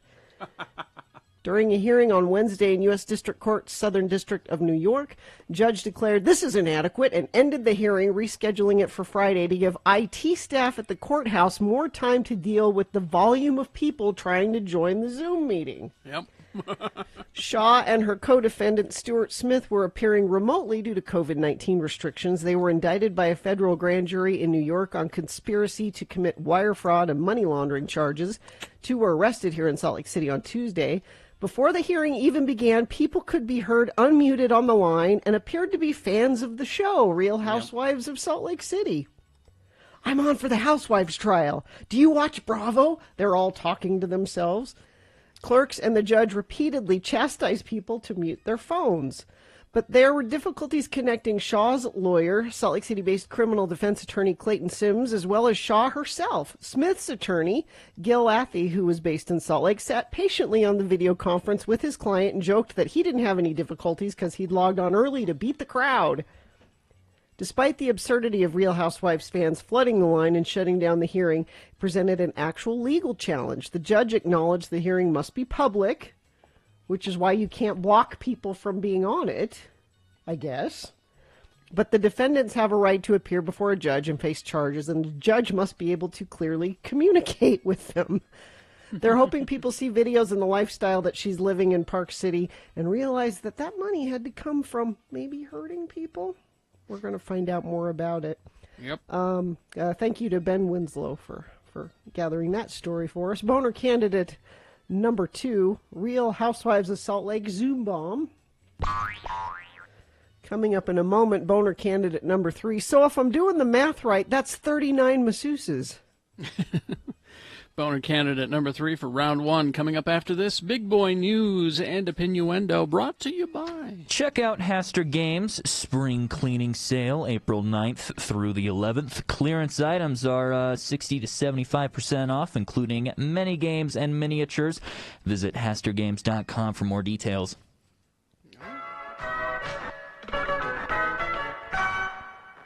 Two U.S. Capitol police officers who say they were injured during the January 6th insurrection are suing former President Donald Trump for inciting the crowd. The officers, the first police to sue in court following the riot, say they suffered physical and emotional damages because Trump allegedly inflamed, encouraged, incited, and directed the violent mob that stormed the Capitol. Capitol officers who've been with the force for a combined 28 years say they were injured during the attack. Crushed against doors, sprayed with chemicals, bleeding from the face, slammed against stone columns, injuring head and back. Each of the officers are seeking at least $75,000 in damages. That's it? Should be more than that. I'll say. They accused Trump of aiding and abetting their assaults and directing his supporters to assault them, according to their new complaint. Trump has yet to respond to the lawsuit. Would get in line, I guess, is what happens with lawsuits against Trump. Yeah, he's got so many already that we don't know about. Lawsuit also claims that one of the officers was called a racial slur throughout the assault. He lost count how many times the racial slur was hurled at him. Yep. Sounds about right. Former vice presidential candidate Sarah Palin says she and members of her family have tested positive for COVID-19, which indicates to her that no one is safe from the deadly pandemic. Because if that's when people finally realize it's a thing, when it hits them close to home. Wait a minute. Exactly. There's zero empathy on that side of the aisle, and until it happens to their family or something, then it becomes the thing that they fight for the most. Yeah, and so I guess to give her a little bit of credit, she's now advocating the vaccine and but I don't think she was before. No.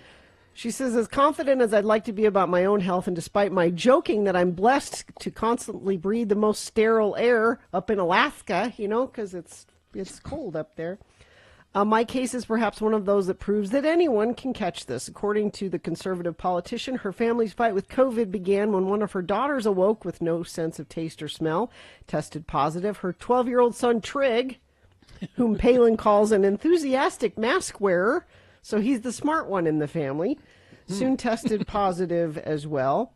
She noted that kids like Trig, who was born with Down syndrome, are especially vulnerable to the ramifications of COVID, so I'm glad he's so enthusiastic about wearing his masks.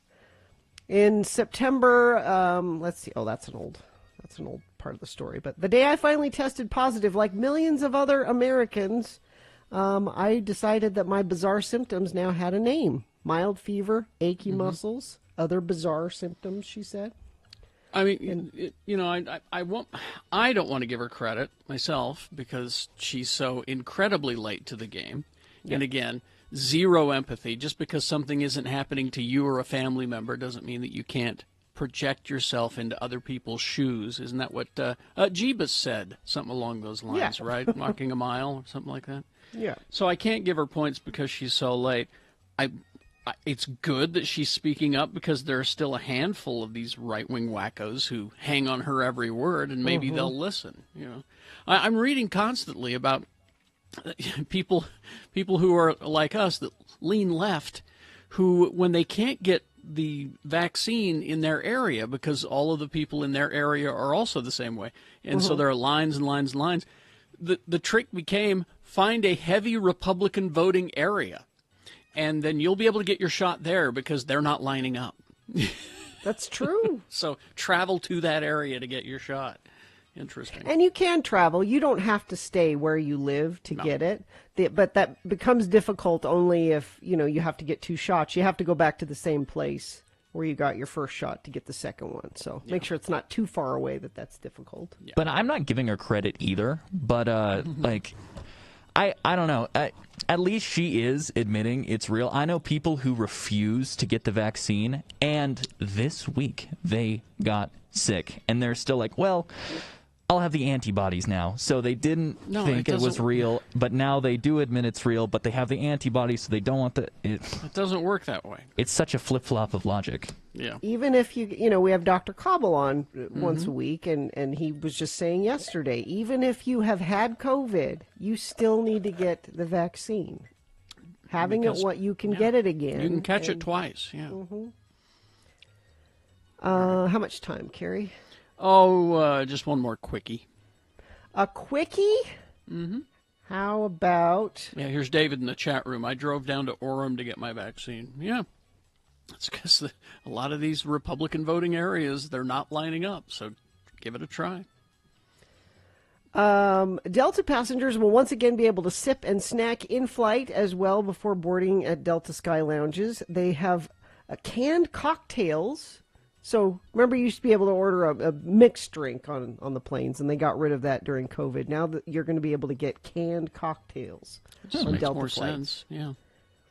Beginning in early June, Delta One and first class passengers will have hot food options, fresh boxed meals, and they're getting rid of keeping the middle seat open, which I'm sad about that. Not that I've traveled, but I was looking forward to the middle seat being gone the next time I did. These pro-Delta stories thrust into the news because of the boycott of Delta that's going on, and because of the Georgia Georgia thing. situation. Yeah, so the Delta PR machine throwing these out here to distract.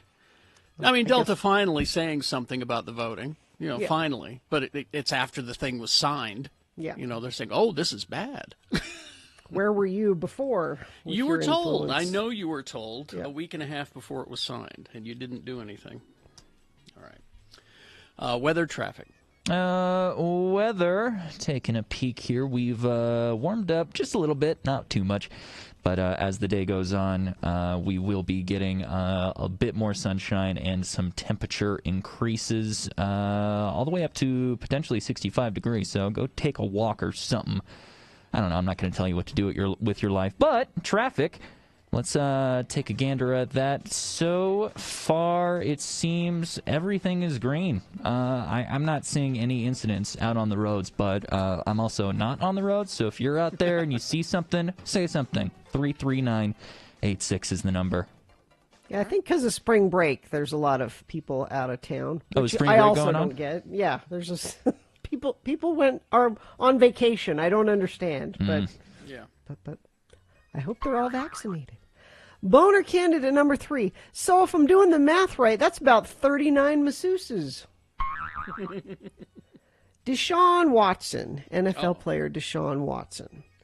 21 women, 21, have filed lawsuits against Watson, accusing the quarterback of sexual misconduct. All the accusers have used pseudonyms to protect their identity. Now, Watson has denied any wrongdoing, and now he says his accusers are liars and looking to publicly shame him and get a payout. Deshaun Watson's attorney says 18 professional female massage therapists are going to take the other side and go to bat for the quarterback, saying they've had nothing but positive experiences with him over the years. Rusty Hardin, which is his attorney's name, which is a good attorney. He got that from the attorney name generator, I think. Of course he did, yeah. Says the women all worked with the Houston Texans quarterback at some point over the last 5 years, completing more than 130 sessions with no incidents.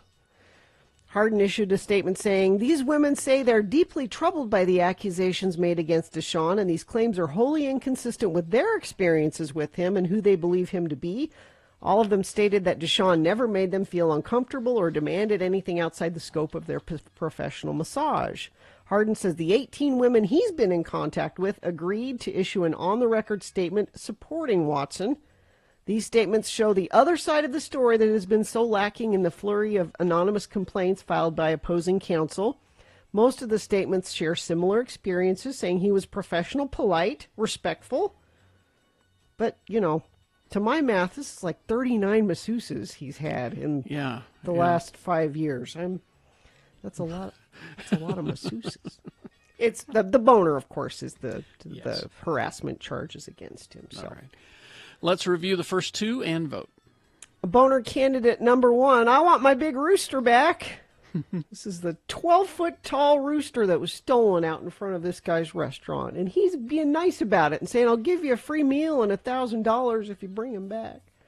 Boner candidate number 2, the Real Housewives of Salt Lake Zoom bomb. This is the hearing that tried to happen on Zoom for Jen Shaw, Real Housewives of Salt Lake. And there were so many fans trying to get on the call that she couldn't get on. Her lawyer couldn't get on. They had to reschedule it. And boner candidate number 3, you just heard it. So if I'm doing the math right, that's 39 masseuses. Okay, here we go. 7:39, time to vote for round 1 of your boners. Here we go. 1, 2, or 3. Remember your candidate number, the one that you think should win. Put that single digit in the message of a text. Text it to 33986. The computer counts it that way. It's easy. Or you can call the producer's booth, speak to Miriam directly, 877-602-9696. Use your voice. Or go online, x96.com. Look for the box that says Boner Voting, April 1, 2021. All right? If you don't see that box, refresh your browser. It should appear. This is not Boner of the Day. This is simply round 1. This secures the winner of this round a spot in Boner Dome. Round 2, we'll do this again at 8:20 with 3 more candidates. We'll get another winner there. We'll take both winners and put them against each other at 9:20 this morning. That's when Boner Fight happens, and you'll decide Boner of the Day at that time. Right now, you pick your champion for round 1. Here we go. Now, did you find the Mitt Romney? I did find the Mitt Romney. All right, let me just read to you briefly where he did this. It was during a surprise appearance at a dinner this week. Did he pop out of a cake? For Washington, D.C. radio and television reporters, his top 10 list of reasons why he dropped out of the race for the White House earlier this year. Oh, now I found the David Letterman. Is this a different thing that you're talking about? It says here Romney offered the David Letterman-style list, written with the help of several campaign advisors at the Radio and Television Correspondents Annual Awards dinner Wednesday night. A video of the appearance is available on YouTube. Now, see, I've got the David Letterman. I don't know if this is the same thing. Why don't you do it, and I'll see if that's I also have the other one, too. So. Top 10 reasons Mitt Romney dropped out of the presidential race. Well, here you have it. As topical as though torn from today's headline. Exactly right. Top 10 reasons Mitt Romney dropped out of the presidential race. Here we go, number 10.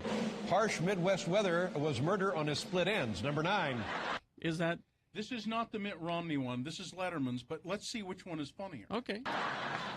Wants to devote more time to his rap persona, P. Mitty. P. Mitty. Number 8, polls show public doesn't want a president who looks like a casino greeter. That's good. That's good. Number 7, just couldn't compete with the Ron Paul juggernaut. Number 6. That's funny. Unveiling a new line of honey-roasted Rom Nuts. What? What? What? Honey roasted Rom Honey roasted Rom Nuts. I don't know what's the matter with the guy.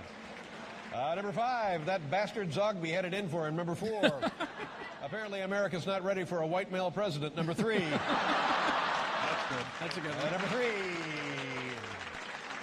No, number 3, a writer suffering from Mitt withdrawal. Number 2, there was that little problem of nobody voting for him. And the number 1 reason Mitt Romney dropped out of the presidential race, lost all of his money betting on the Patriots. There you go.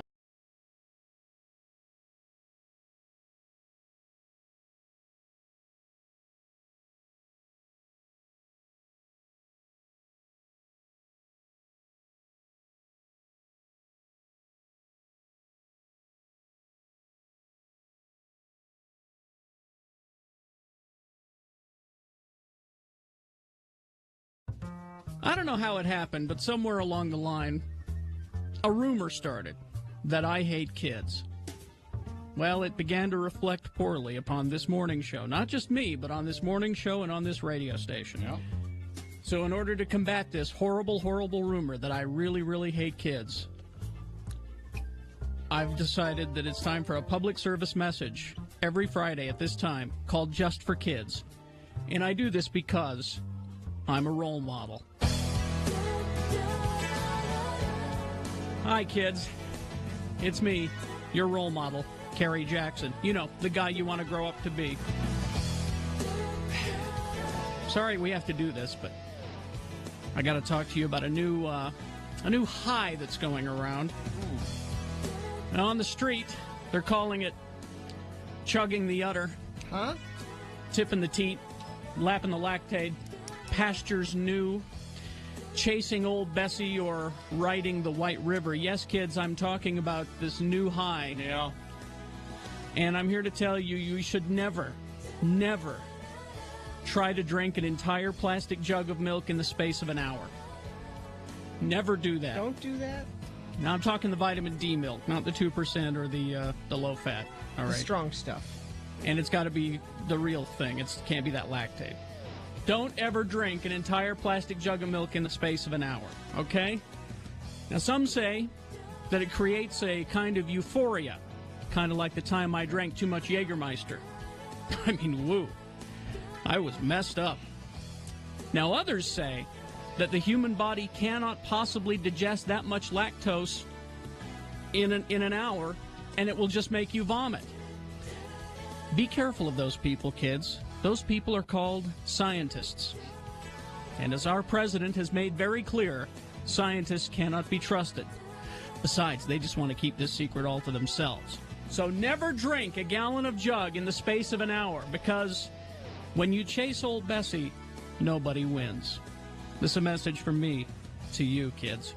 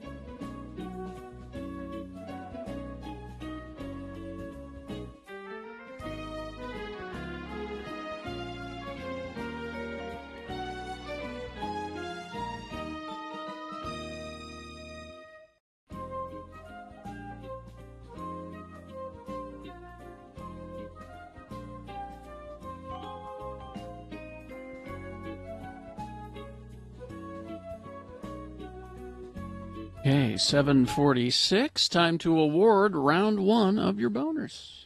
And it's brought to you in part by Schnitzel. And also, it's sponsored by all of us here, wishing you the best. All right. If something there, Nick, says floater or something, you can do that. There's nothing. Okay, I was just throwing it out there if you wanted to. Let me do my job. Okay. Whoa. Jeez. Let me do my job that is your job every day. So God forbid she might want to give you an assistance. Yeah. Just trying to help. Wow. Okay. And yeah, I think Miriam is maybe trying to text me, but I don't have the. She's giving me the wait sign. Okay. Boner can number one was, I want my big rooster back. I wanted to call it something else, but I chickened out. This is the guy in Wisconsin that had a 12-foot high metal chicken or rooster out in front of his house. No, sorry. Rooster out in front of his business that was stolen, and he's being nice about it. He's saying, it's okay, I just want it back. I'll give you $1,000 and a free dinner if you bring it back. He's being too nice. Boner Cannon number two, Real Housewives of Salt Lake, Zoom bomb. This is Jen Shaw, who was arrested and going to do her first hearing virtually on Zoom, like everything is now. And I guess, because when I first saw the story, I thought, well, can't they just make it private between a private Zoom meeting with her attorney and the judge? No, because it's public has to have access to the hearing. So all of these Real Housewives of Salt Lake fans flooded the Zoom call so much that Jen Shaw couldn't get on, her attorney couldn't get on, the judge had to cancel it and reschedule it for Friday, and the IT department's trying to figure out how to handle all these people that want to get on the Zoom call. And boner candidate number 3. So if I'm doing the math right, that's 39 masseuses.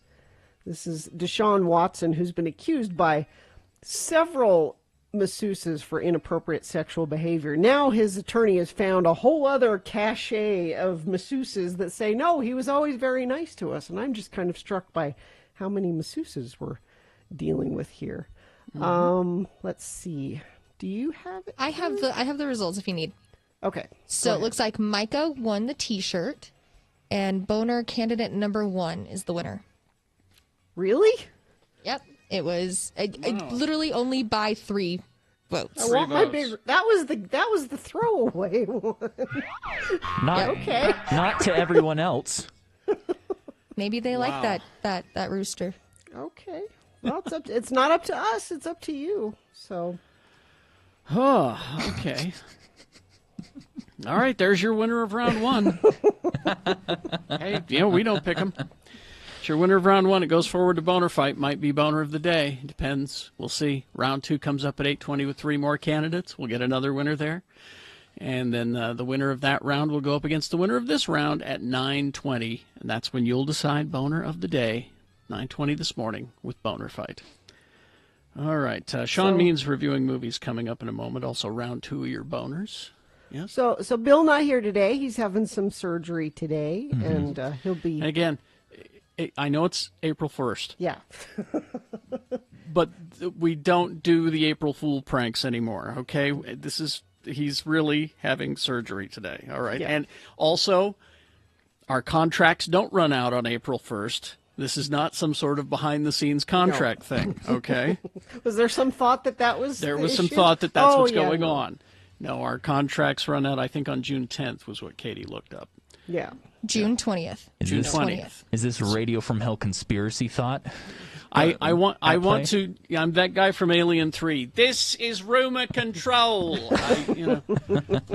So I just want to stop that before it just gets out of control. And this is. I swear to you, these are honest statements. It's not an April Fool's joke. I'm not a pawn in your mainstream media schemes, am I? No. So this is Nick. Nick is our night guy on X96. What time are you on, Nick? We're usually in bed. 7 to midnight most nights. And nice of him to help us out today with Bill being gone for a couple days.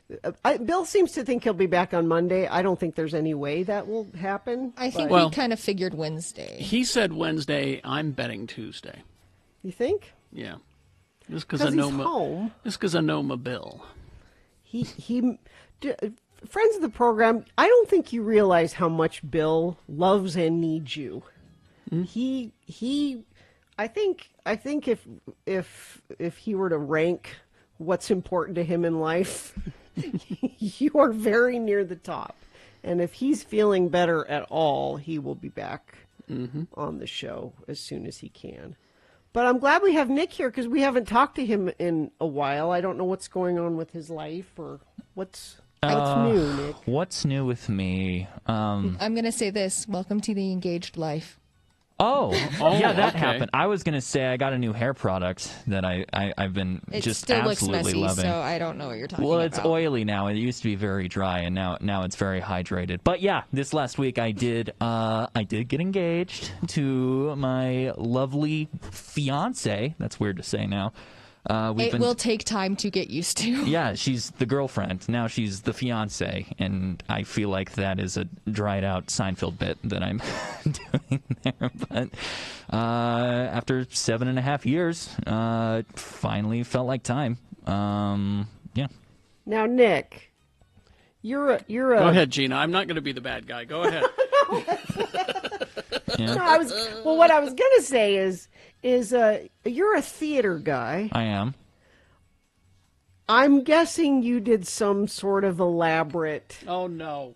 Proposal. I anything but, actually. Really? I'm pretty flamboyant and like crazy on air, but I am the most boring, dull person behind the scenes. That being said, I did try to do something that meant a lot to us. I didn't have the photographer sitting in the bushes, waiting to pounce on us, maybe with a knife if things go wrong. But so since we've been dating for so long, we were high school sweethearts. I took her back to a spot that meant a lot to us back in high school. I asked her initially, senior year, to the homecoming dance, and that was like our first quote-unquote date. And when I asked her, I don't even remember what I exactly did. It was your typical high school quote-unquote promposal type stupid thing. Bring a sign to her front yard. Will you? I would love if you crunch bar my whatever. A candy bar sign? You didn't ask her to marry you with a candy bar sign. No. So going forward in the story, she responded by taking me through like a scavenger hunt through the city that we grew up in, Kaysville, to a park that where she was hiding in the bushes with her friends, and she made me dissect a 3-foot-long plush wiener dog that she had taken the cotton out of and filled with. Hold it. Yeah. Hold it. I know. Filled with what? So at this park, when I responded, she took all the guts, all the cotton out of this like long plush wiener dog, and she filled it with like cooked noodles, potatoes, sauce, all this gross crap. What in God's name? And then in the middle of the night in a park, I was cutting open this stuffed wiener dog, like searching for an answer, and eventually there was a note in there that says, "Yes, I'll go to the dance with you." What in God's name? You're marrying this woman? I am. That you took that and went, yes, this is the one for me. 100%. Okay. Are you kidding me? Oh. Who else does that? So I 7.5 years later, I took her to that same spot where I dissected that stuffed wiener dog, and that's where I asked her. So did you hide the ring inside a stuffed wiener dog? I thought about it. You did, didn't you? But I paid a lot of money for this ring on radio money, and I want to keep it nice. Carrie and I are stunned. If I were, me, of course, you don't think like I do. But if it were me in that situation, and I was asked to open up a stuffed wiener dog, that would put me off. But then finding food inside of it,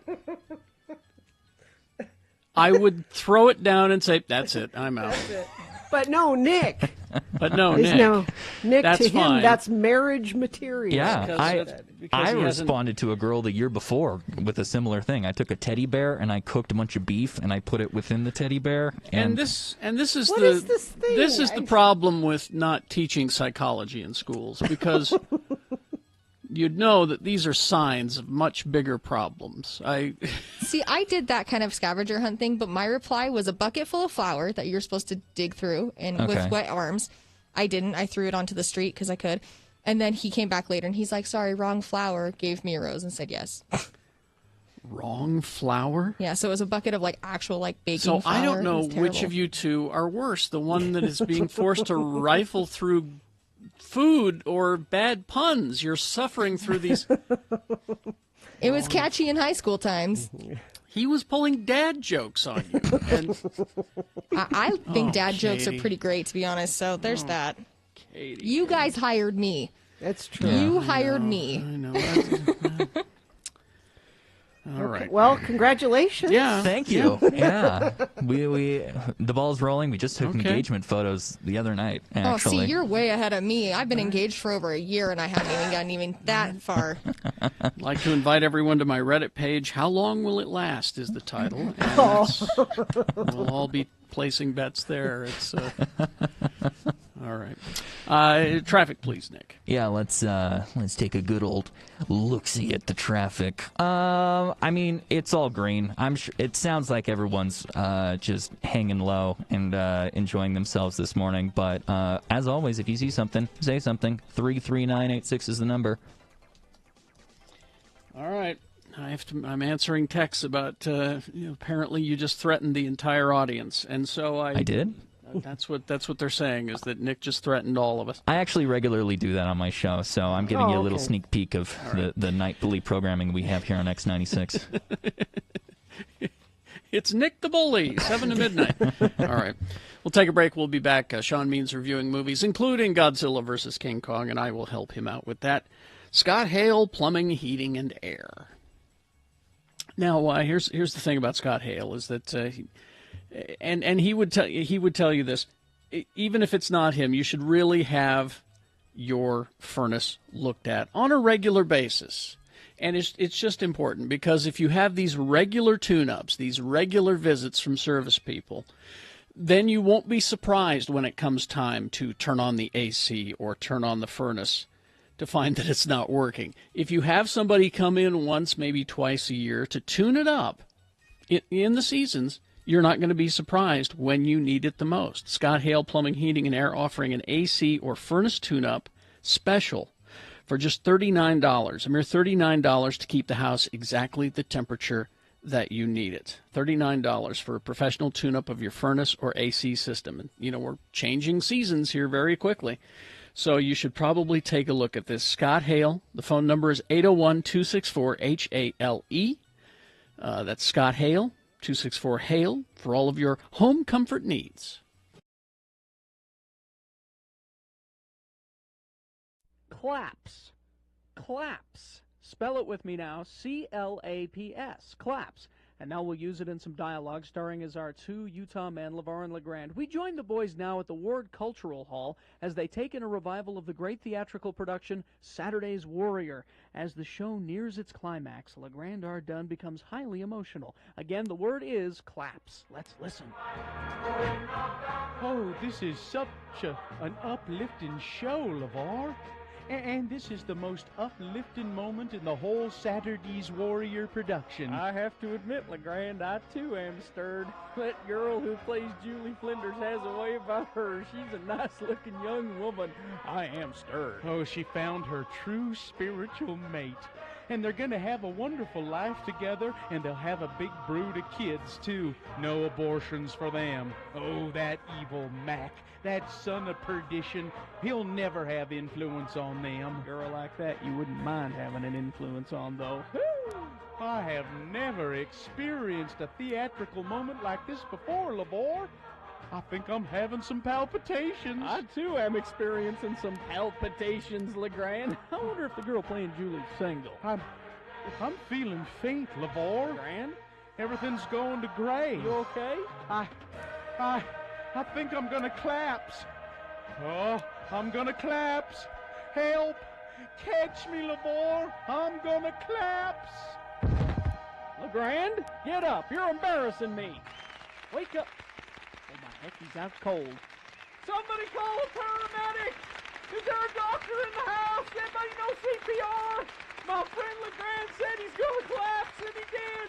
He collapsed. Somebody help. Wake up. Wake up. Oh, LeVar, get help. Don't let me pass through the veil to the other side. Oh, you just fainted, puss boy.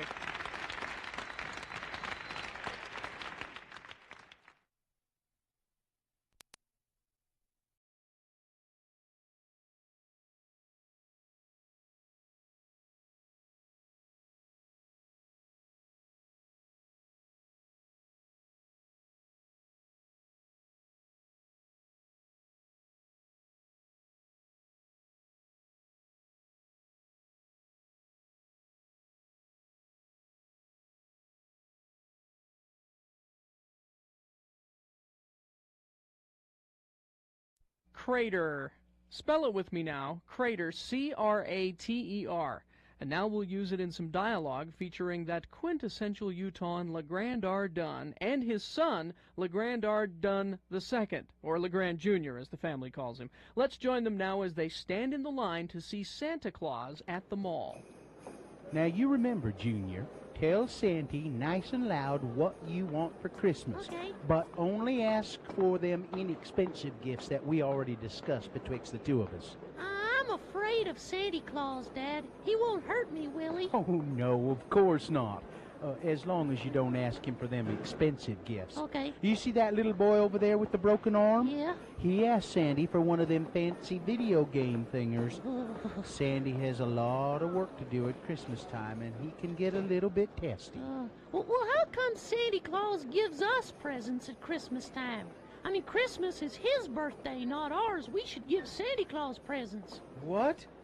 You think Christmas is Sandy Claus's birthday? Yeah. Oh, Lord, I knew I shouldn't have let you go to public school. I knew I should have kept up with that John and Vicky Singer home study plan. Christmas is not Sandy's birthday. Well, whose birthday is it then? Christmas is the birthday of Jesus Christ our Savior.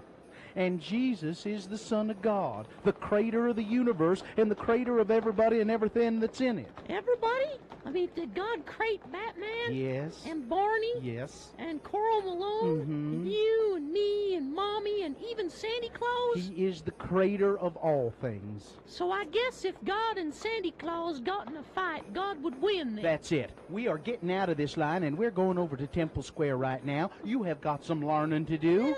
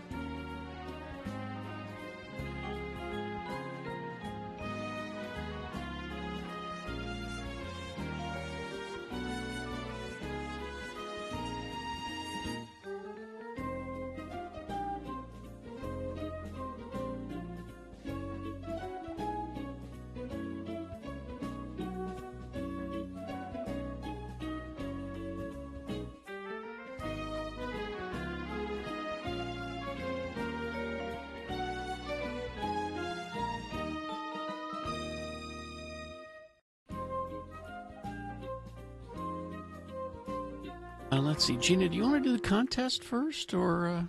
Oh yeah, we can certainly do that. Yeah, let's do that now, and then we'll talk to Sean. Let me pull that up quickly. Sorry, I didn't have it ready. I will have it ready in gave you a heads just up. a I'm sorry. second. Here it comes. Ta-da! Enjoy exhibits and films at Clark Planetarium, now open 7 days a week, 10 a.m. to 5:30 p.m. Reserve your tickets at clarkplanetarium.org. Enjoy an experience that will leave you in awe. Reservations are required.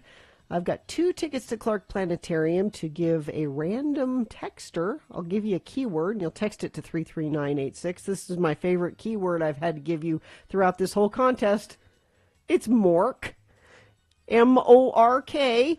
Mork. All right. Text it to 33986. All right. Film critic Sean Means is on the phone with us. You can see all of his stuff at moviecricket.net, and still reviews movies, of course, for the Salt Lake Tribune. Hello, Sean. How are you? Hello. All right. Now we got. How am I supposed to follow the plush doll thing? I know, right? You can't. It's tough. Well, you've got Kong versus Godzilla is what you've got. But let's start with. Well, I've got that. Let's start with let's French do a couple Exit others first. Yeah. Yeah. French Exit. Michelle Pfeiffer. We love Michelle Pfeiffer. Yes. She's a national treasure.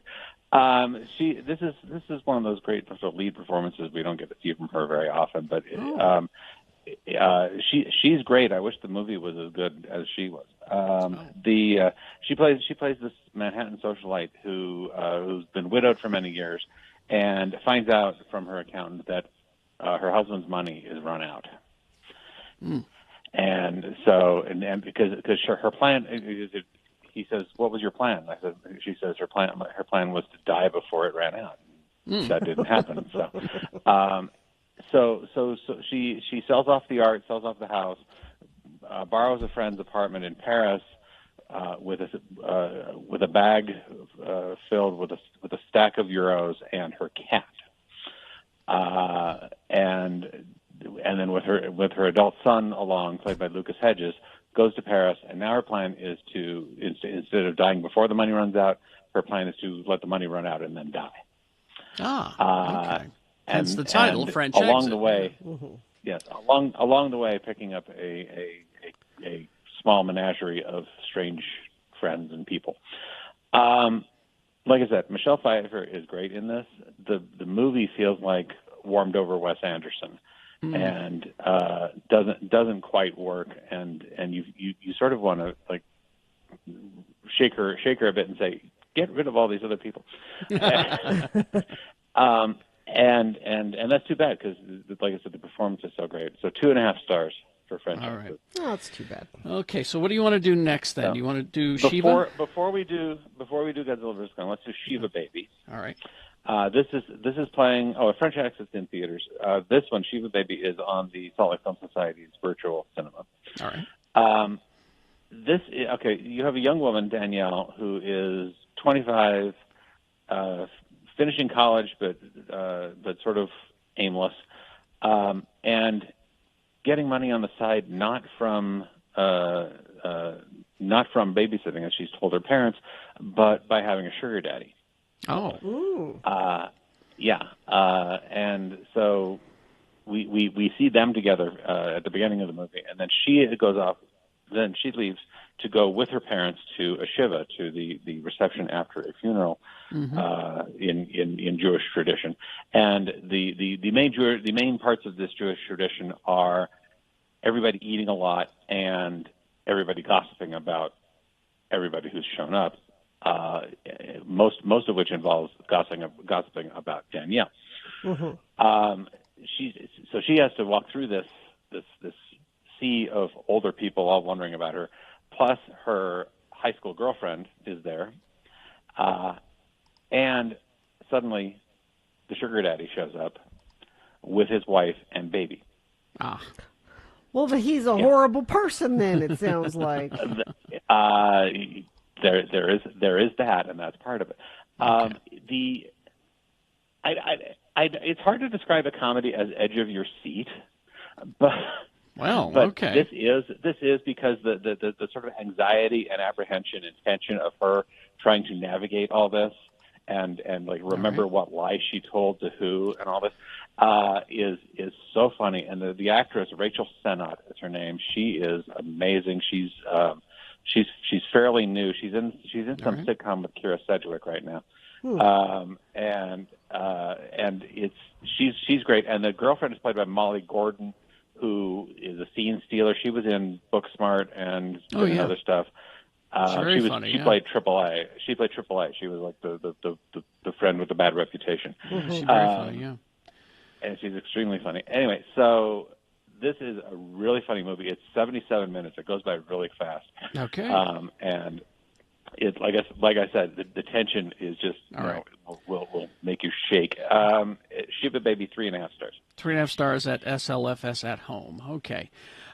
This one is in your home if you have HBO Max, and it's in theaters otherwise. Godzilla vs. Kong. And if you're comfortable, I would say if you're comfortable going out into the world, if you're all masked up and sitting far away from everybody else, you need to see this on as big a screen as possible. And yes, Gary's not going to let you into his house. So, no. Yeah, I would but even say. Gary said earlier that he even on his big screen, he said this would be better on an IMAX screen. I mean, I've got a really big screen in my TV room, but I want to see this in IMAX now. Mm-hmm. I want to see this with a crowd. That's the thing. And I miss and it made me realize how much I miss seeing a big, stupid popcorn movie with a big crowd that's all going to cheer at all the right moments. Exactly. So yes, this is yes, we are. I mean, Godzilla vs. Kong. The title pretty much says everything you need to know. You're going to see Godzilla fighting King Kong.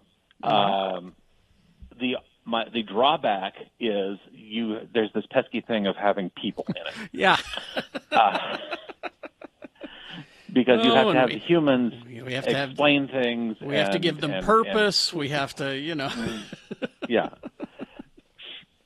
We have these like, dollops of sour cream of plot exposition that have to be thrown in every so often, and all that. And here's the thing.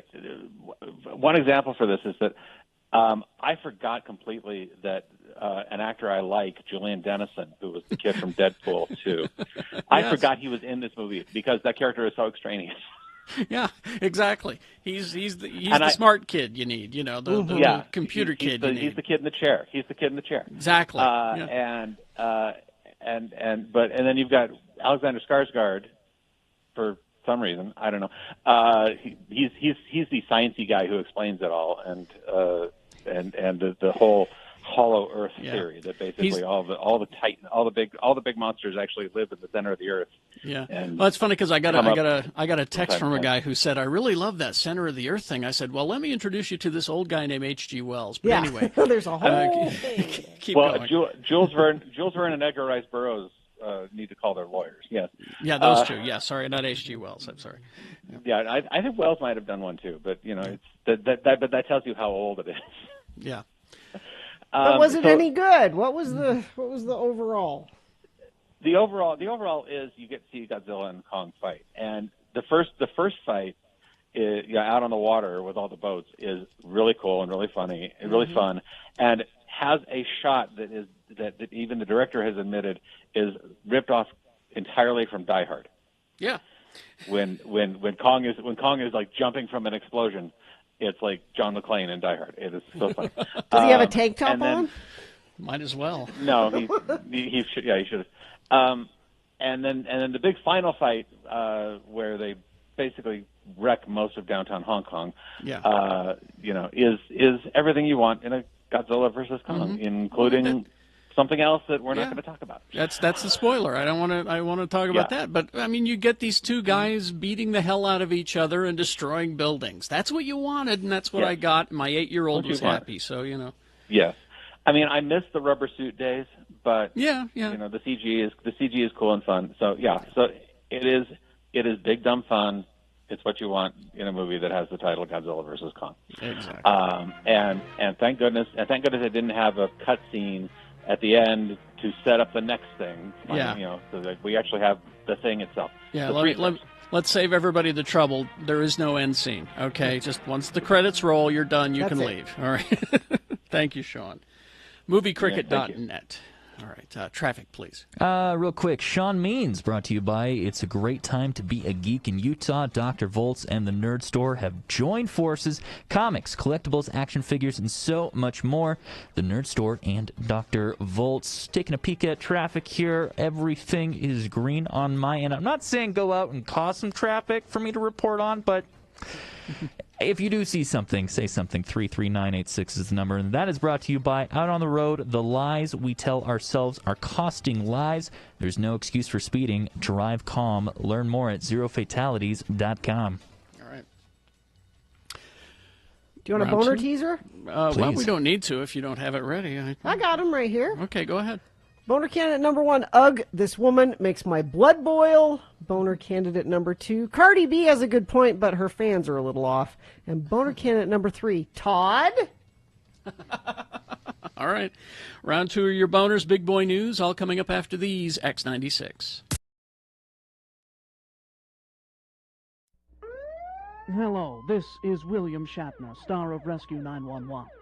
I have friends who are currently suffering the personal agony of hair loss. Through them, I have learned the importance of investing in a high-quality wig or toupee. That is why, if I needed a hairpiece, I would visit Carrie and Bill's Wig and Toupee Emporium. Hi, we're Carrie and Bill, the Radio from Hell guys, and we're proud to be associated with worldwide celebrity wigs and toupees. It's the only non-surgical hair replacement center that offers toupees and wigs woven entirely from celebrities' hair. Worldwide contracts to buy the hair of Hollywood's most hirsute celebrities. Then, when the stars get a haircut or die, Worldwide is on hand to harvest the hair. The hair is then woven into a versatile, lightweight, comfortable wig, personally cut, fit, and styled for you. Just listen to these satisfied customers. I lost my hair and scalp in an unfortunate encounter with an industrial blender. It was unsightly, and my confidence was at an all-time low. But when Dinah Shore died, Worldwide made me a wig from Dinah's hair. Now I'm so full of confidence, I may just go after Burt Reynolds. Wow. After years of working at the toxic waste dump in Tooele, I began to notice a loss of most of my head and body hair. I gave Worldwide a call. They replaced the hair on my head with a wig made from Randall Carlisle's Golden Locks. And as an added bonus, they threw in a half a pound of Ed Asner's body hair for free. Now I am so confident I may just go after Kimberly Perkins. This is William Shatner again. Please don't suffer with the torment and embarrassment of hair loss. Just look in the phone book for my friends at Carrie Ann Bill's Wig and Toupee Emporium. Please don't delay. Beam yourself up a full head of hair today.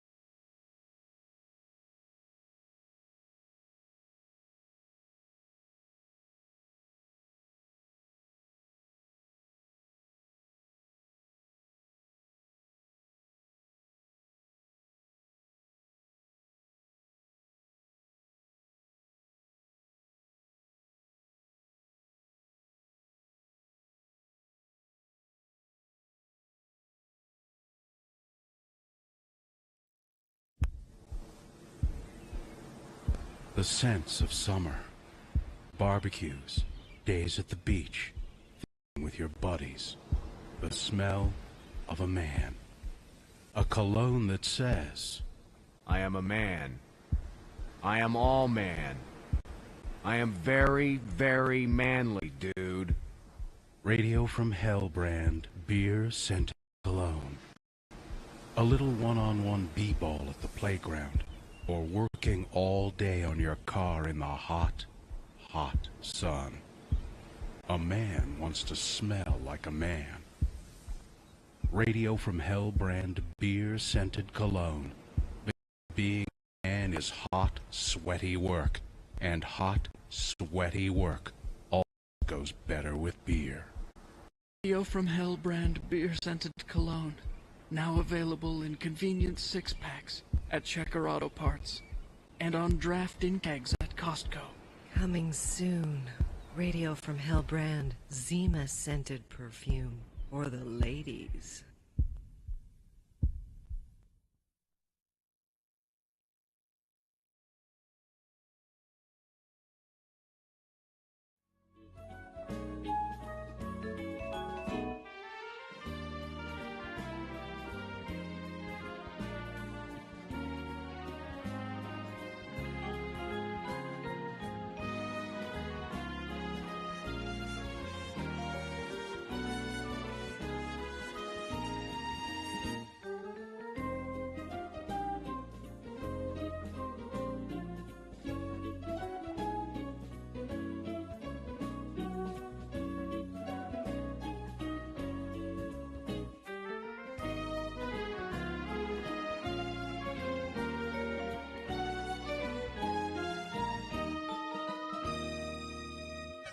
right, 6:20 or 8:23, excuse me, 8:23.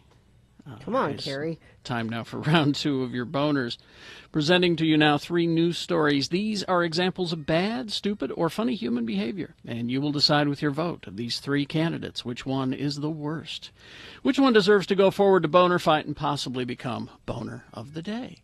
I say possibly because if it wins here, it's not Boner of the Day. It'll have to defeat the winner of round 1's voting. We did that an hour ago. But we'll take both of these winners and put them against each other. You'll decide Boner of the Day at 9:20 this morning. That's when Boner Fight happens. Right now, you're picking a champion from this round 2 to send forward. Here we go. 2 candidates now, a third after the news. Once you've heard all 3, then you will vote, and one of you lucky random Boner voters will receive. Be the envy of your friends and rival grocery shoppers with a Radio from Hell tote bag. Which you can pick up. We have office hours 9 to noon, 50 West Broadway, 2nd floor. All right. Boner candidate number 1. This woman makes my blood boil. South Dakota's Republican Governor, Kristi Noem, banned transgender girls and women from competing in women's sports teams at public high schools and colleges via a pair of executive orders on Monday, which means Kristi on her own was just like, I don't like this. I'm going to get rid of it. The move came after Noem angered conservatives by killing a bill that would have created a similar prohibition. In a news release explaining her veto at the time, Noem cited her concern that the bill would take the state's colleges and universities out of compliance with national rules, which is true. The NCAA has already made their rules about this years ago. And you know what it says? It's perfectly fine if transgendered women participate in sports. So you can't pass a law in your state that goes against what the NCAA has already said. So it's what it sounds like happened is she got such blowback from conservatives for vetoing it, and she vetoed it for the right reason. I remember we talked about this when she did it. Like, yeah, this will end up in a lawsuit. You should veto it. She must have gotten such crap from conservatives that she's like, all right, I'll just do an executive order. They don't explicitly mention transgender athletes. They reference the supposed harms of the participation of males in women's athletics. Oh. An echo of the transphobic claim cited in other similar legislative initiatives that transgender women are not women. The orders also reference biological sex, a disputed term that refers to the sex as listed on a student's original birth certificate. It is not possible to know a person's gender identity at birth, and for some people, the sex listed on their original birth certificate is a misleading way of describing the body they have. While sex is a category that refers broadly to physiology, a person's gender is an innate sense of identity. The factors that go into determining sex listed on a person's birth certificate may include anatomy, genetics, hormones. There's a broad natural variation of each of these categories. For this reason, the language of biological sex as used in this legislation can be overly simplistic, misleading, and might I say, mean. Yes. And that's what it's meant to be. Yeah. Cruelty is the point, as we say. Exactly. Often. Boner candidate number 1. Boner candidate number 2. Cardi B has a good point, but her fans are a little off. Okay, what happened? Rapper Cardi B is sounding off on Utah's recent passing of House Bill 72, which requires all devices sold in the state to have a pornography filter automatically turned on. Mm-hmm. She was also sounding off on the Fundamentalist Church of Jesus Christ of Latter-day Saints. The FLDS. Yes. So her tweet said, that's the second tweet. I respect everyone's religion, but Utah restricting porn and not regulating the disgusting things that happen in the FLDS, that cult is disturbing, she said. So she's specifically talking about, like, your Warren Jeffs stuff. Mm-hmm. Mm-hmm. Okay. She's not wrong about that. I was going to say, so far, she's Why aren't good. we focusing on that rather than porn filters on everything? Because porn is such easy, fresh meat for the boys in the back room. You know.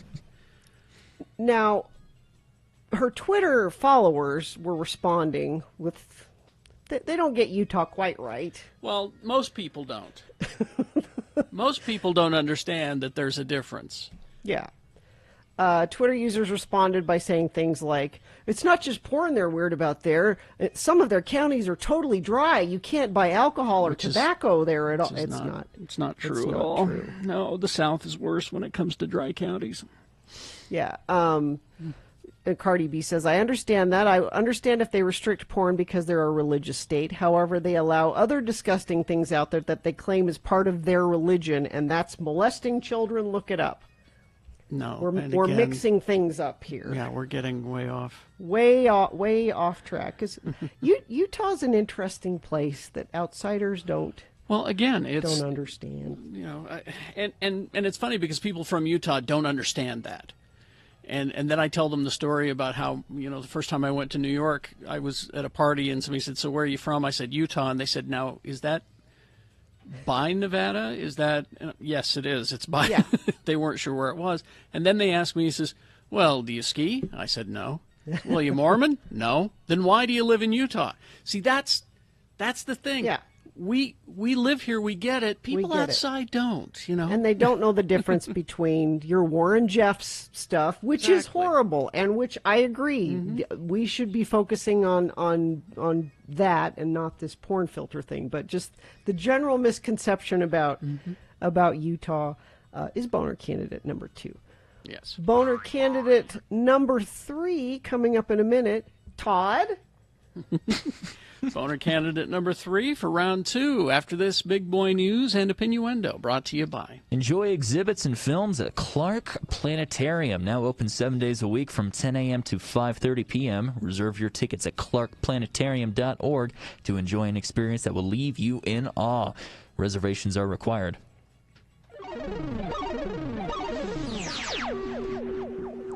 So the Church of Jesus Christ of Latter-day Saints, not what Cardi B was talking about, all right, is updating its governing handbook with new rules and guidelines for its members. 4 new sections were added to the book dealing with the subjects of vaccinations, affinity fraud, extreme preparation of survivalism, and proselytizing. These are good changes they're making. A new entry on the topic of vaccination reemphasizes guidance the church says its leaders have consistently given. Vaccinations administered by competent medical professionals protect the health and preserve life. Members of the church are encouraged to safeguard themselves, their children, and their communities through vaccination. Which Excellent. is, well, and it's something that they've always, as far as I know, has believed in because of their missionary program. You got to get your shots before you go to Bolivia or wherever it is. I don't know. And I'm glad they're coming out and saying it. Okay. Church leaders also expressed a strong sense of disapproval of any member who might use friendship or position of trust to, quote, take financial advantage of someone else. This is called affinity fraud. And it happens here a lot. Yes. More than anywhere else, actually. Yeah, because, and let's just say what they're saying. Somebody in your ward says, "Oh, I've got this great business opportunity," and you trust them because they're of the your ward. Well, he's the bishop or he's the, and I think it's good that the church is saying, "Yeah, you please don't do that." This was the one I thought was really interesting. Latter-day Saints are known for their emergency preparedness. You know, you have your 3-month supply in your basement, but they're cracking down on extreme preparation or survivalism. Ammo. Church leaders have counseled members not to go into debt to establish food storage. Instead, members should establish a home storage supply over time and don't go crazy with it. Another new section asks all church members to respect local laws and ordinances trying to share religion. It states that the church only sends missionaries to countries where they're officially recognized and welcomed by local governments. So I think these are good. Well, good additions. It's stuff that they've always believed in. It's strange, though, that they feel that their members need to be reminded. Which says to me that maybe their members haven't been taught this currently. If you go, and Carrie, I know you're not big on Facebook as much as we're supposed to be, but there are all kinds of message boards out there, and it's where all the anti-vaxxer stuff is, and a lot of it is religiously based. I've seen screen captures. I haven't gone there, but I've seen some screen captures of some of the things that are said. It's just, Yes, your leaders need to remind you, but the problem is that some of these people are going to push back against the leaders. Let's see. A Springville high school teacher resigned shortly after being placed on leave amid allegations of inappropriate conduct. The Nebo teacher in question has resigned from their position and is no longer employed with the Nebo School District. District spokeswoman Alana Hiskey said in an email. Students staged a walkout on Monday, calling on the school district to take the allegations against the teacher seriously. Oh, really? The district said that the rumors about the teacher had been circulating on social media, but no formal complaints were received until Monday. The district confirmed Tuesday that he had been placed on leave and was under investigation. Springville police have confirmed they are also investigating the teacher. So I would say good on the kids for taking matters into their own hands and finally getting some action there. Go Red Devils. Where are we on time here? One more quickie story and we'll be good. Okay. A Washington State woman said her 19-pound cat was missing for 28 days before being found in a place she never considered the portly feline could fit, in her neighbor's chimney. Caitlin Werdenberger said the house next door to her Union Gap home was vacant and under construction when Piper, her 19-pound tuxedo cat, went missing from her house. Werdenberger said she put up flyers, searched the area. There was no sign of Piper.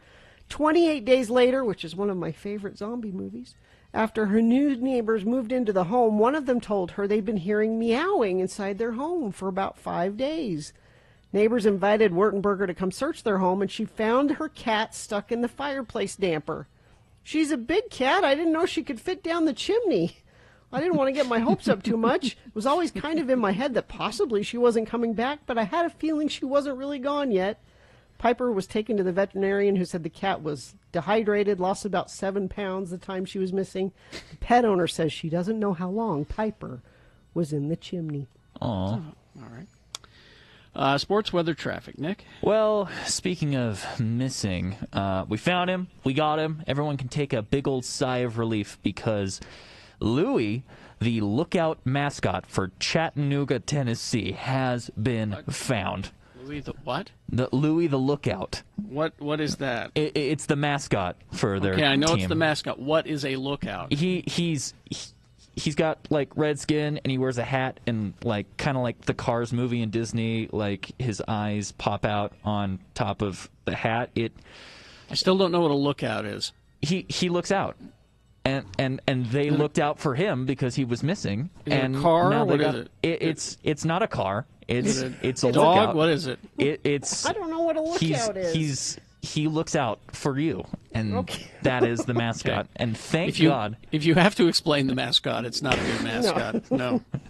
Spanish Fork High School Dons. All right. Had to explain it. Not a good mascot. We were the darts back at Davis High. Darts, easy. Pew! You throw the darts at the target. We weren't actual darts. We were Dart Man, a guy who throws darts. Well, but he's got a dart in his hand, though. I guess. It's still... You want me to explain Dawn to you? Dart is easy. Dart is easy. Anyway, move on. Sorry. Chattanooga police said the costume for Louie the Lookout mascot for the Chattanooga Lookouts was stolen Tuesday, along with hundreds of dollars worth of merchandise and other items from a locked office at AT&T Field in Chattanooga. Oh. And then this is the part that they don't explain that I need more details on. A spokesman for the team said Wednesday morning that the Louie costume was recovered with help from the nearby Tennessee Aquarium. And then they drop it. Nothing else on top of that. So we got a real Scooby-Doo situation going on. The Aquarium CSI was able to help, and I'm looking at the lookout now, and he's like a Muppet. He's like Elmo or something. Yeah, that's stupid. That's definitely a better description. So there is your sports weather. Like I was talking about earlier, we are seeing rises in temperature as the day goes on. We could get hit as high as 66 degrees, but it's going to be sunny, so take yourself a nice little walk. Maybe take the dog out. I don't know. But traffic, taking a peek at that. Everything's green. Everyone's chilling today. But, I mean, by God, if you see something, say something. 33986 is the number, and that is brought to you by Be Prepared for Your Day. Watch 2 News this morning on KUTV2 from 4:30 to 7 a.m. All right. Boner candidate number 3? Todd? Newberry, Florida. Alachua County deputies are investigating the case of a break-in and joyride of a locomotive in Newberry. The break-in was discovered Monday by the Florida Central Railroad. Deputies say, however, the joyride is believed to have occurred between Wednesday and Sunday, which is the weekend. Todd could have, gone to Florida and done this. Officials say the 1959 EMD GP-18 was locked, but the suspects may have gained access through an open window. 2 switches valued at $30,000 were damaged when the locomotive was put into motion. Boner candidate number 3. Todd? You're blaming our own Todd Newcomb. You're throwing him under the train. I just want to know where he was last weekend, that's all. Where were you on the night? All right, let's review the first 2 and vote. Boner candidate number 1. This woman makes my blood boil. Kristi Noem doing an executive order shaming and hurting and being mean to transgendered athletes in South Dakota. Boner candidate number 2, Cardi B has a good point, but her fans are a little off. This is Cardi B tweeting about Utah's porn filter bill, but it kind of deteriorated into not understanding the difference between FLDS and LDS, and the greater world does not understand our strange ways here in Utah. And Boner candidate number 3, you just heard it. Todd? There we go. Okay. You've got to decide. Of these 3 candidates, which one is the worst? Which one deserves to go forward to Boner Fight to possibly become Boner of the Day? Winning here does not make it Boner of the Day. Winning here secures it a spot in Boner Dome, where it will face off against the winner of round 1's voting that we did an hour ago. All right. You'll decide Boner of the Day at 9:20 this morning between the 2 champions. So right now you got to pick a champion from this round, number 2, to send forward. Here we go. Remember the candidate, the one that you think should win this round. 1, 2, or 3. Remember that candidate number. Put that single digit in the message of a text. Text that off to 33986. Or you can call Miriam in the producer's booth and just use your voice to vote. 877-602-9696. Nice to speak to a human being. Or you can go online, x96.com, look for the box that says Boner Voting April 1, 2021, and vote there. You have until the end of these messages to do it, though, so let's go. This is round 2. Mark Ronson featuring Bruno Mars. Okay. Owing a considerable amount of money to the James Brown estate and the Rick James estate. I would say. I requested that this morning. Pretty tasty, I must say. I'm not a Bruno Mars fan. I'm going to make you one. No, I don't think so. I think it's Mark Ronson. No, No, I can tell you it's Bruno Mars, and here's why. Why? Because it rips off a lot of stuff. Not ripped, inspired by. I'm not saying it in a bad way. Yeah, you're right.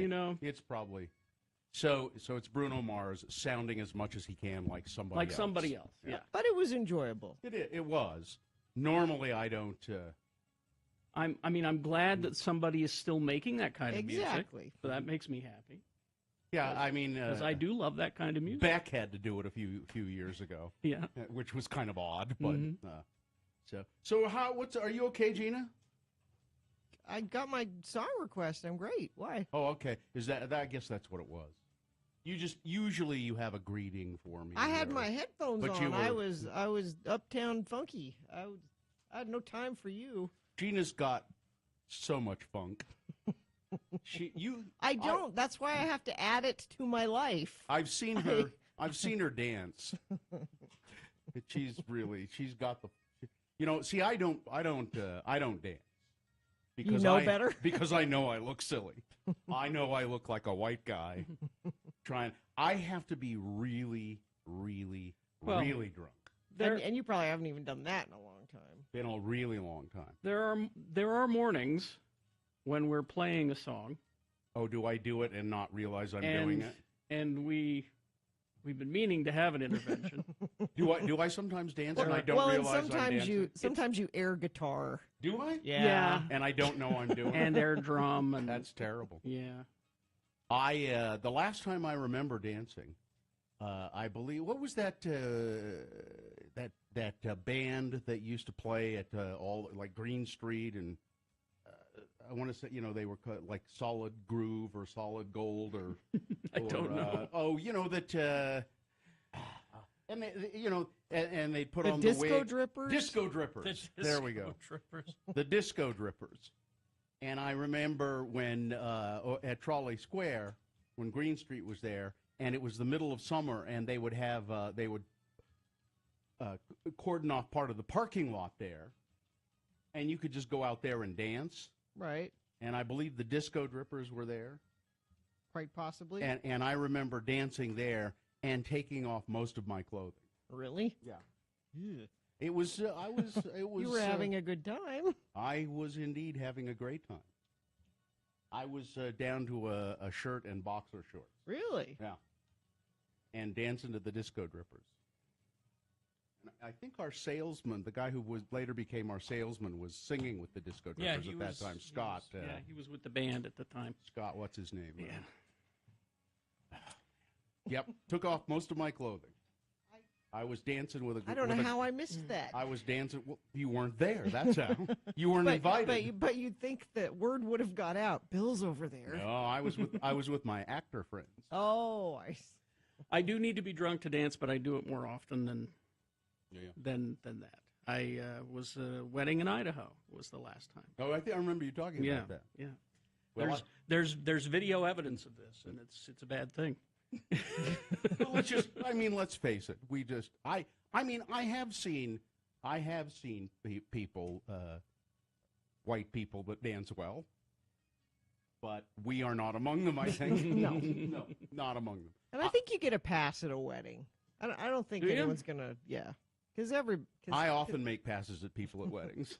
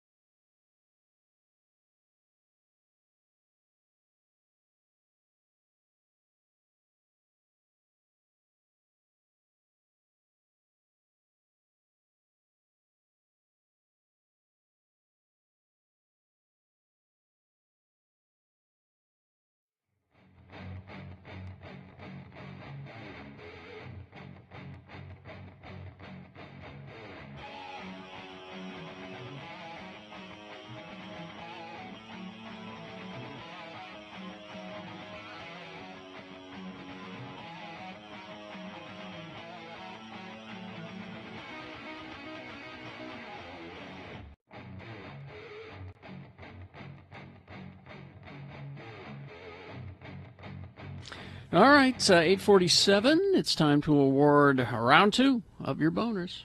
And it's brought to you in part by Brussels sprouts with little pomegranate seeds and some balsamic vinegar drizzled on the top. I ate a vegetable. It was good. Oh, well, what was the Brussels sprouts with? All right. Well, it's fully sponsored by that, so I hope you enjoy it. We had to coat it in sugar in order for you to eat it, but there you go. But it's still a vegetable. Doesn't turn a Brussels sprout into something else. It's still a vegetable. No, that's true. Boner candidate number 1 was, this woman makes my blood boil. It's Kristi Noem, South Dakota's governor, who is a hate-filled, evil woman and had executive actions against transgender women in sports. So there's that. Because there's a crisis at the sports border? No, there is no. This is not a problem. It's throwing fresh meat to your right-wing base. And the NCAA has already made rules about this years ago. And you ask them, is this a problem? Have you had a heart? And they say, no, it's not. Everything's fine. But we've been told by Fox News that it's a problem, though. So we believe it. All right. Voter candidate number 2 was Cardi B has a good point, but her fans are a little off. This is Cardi B tweeting about the Utah porn filter bill, which she got mostly right, but her fans kind of went off on this FLDS tangent and confusing it with the regular LDS church, and it kind of went off. And again, I don't blame them because, it's confusing. It is confusing. To people from the outside, it is confusing. And boner candidate number 3, Todd? This is for people that stole a locomotive and broke $30,000 worth of stuff on it. And it happened over the weekend, so Todd could have made it to Florida and back. Our own Todd Newcomb is who I was teasing about that. We need an alibi. Let's see. Jeff won the tote bag, and very close voting. Todd got 20 votes. I'm surprised he got that many, but... winning handily, and as it should be, boner candidate number 1, that horrible Kristi Noem in South Dakota. Yes.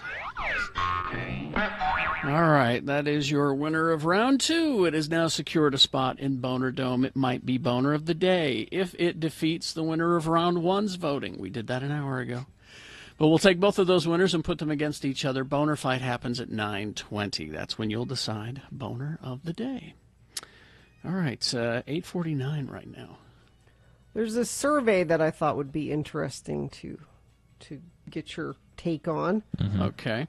And you too, Nick, even though you're engaged. I'm all ears. A survey of 2,000 Americans over 21 who consume alcohol find that the first drink on a date makes a lasting first impression.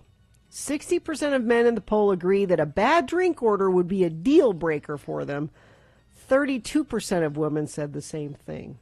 So the drink you order... A bad drink order. So I feel like we got to define what a bad drink order is. So here's what they're saying. Okay. The drink most likely to make a bad first impression is a Long Island iced tea. Which makes sense. Yeah. So first date, you sit down to dinner.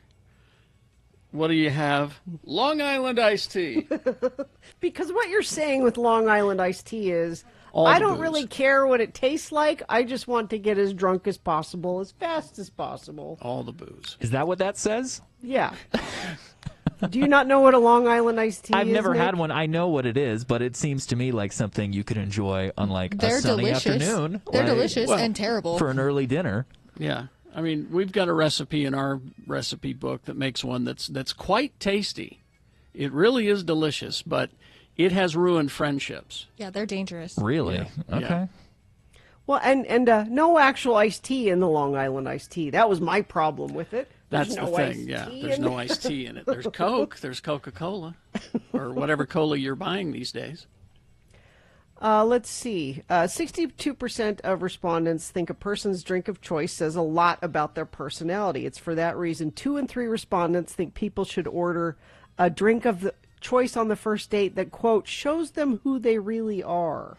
Yeah, and as my wife points out, if you're ordering a Long Island iced tea, it labels you as a woo girl. Yeah. So here are the most sophisticated cocktail. Nobody's going to think poorly of you if you order one of these. Oh, okay.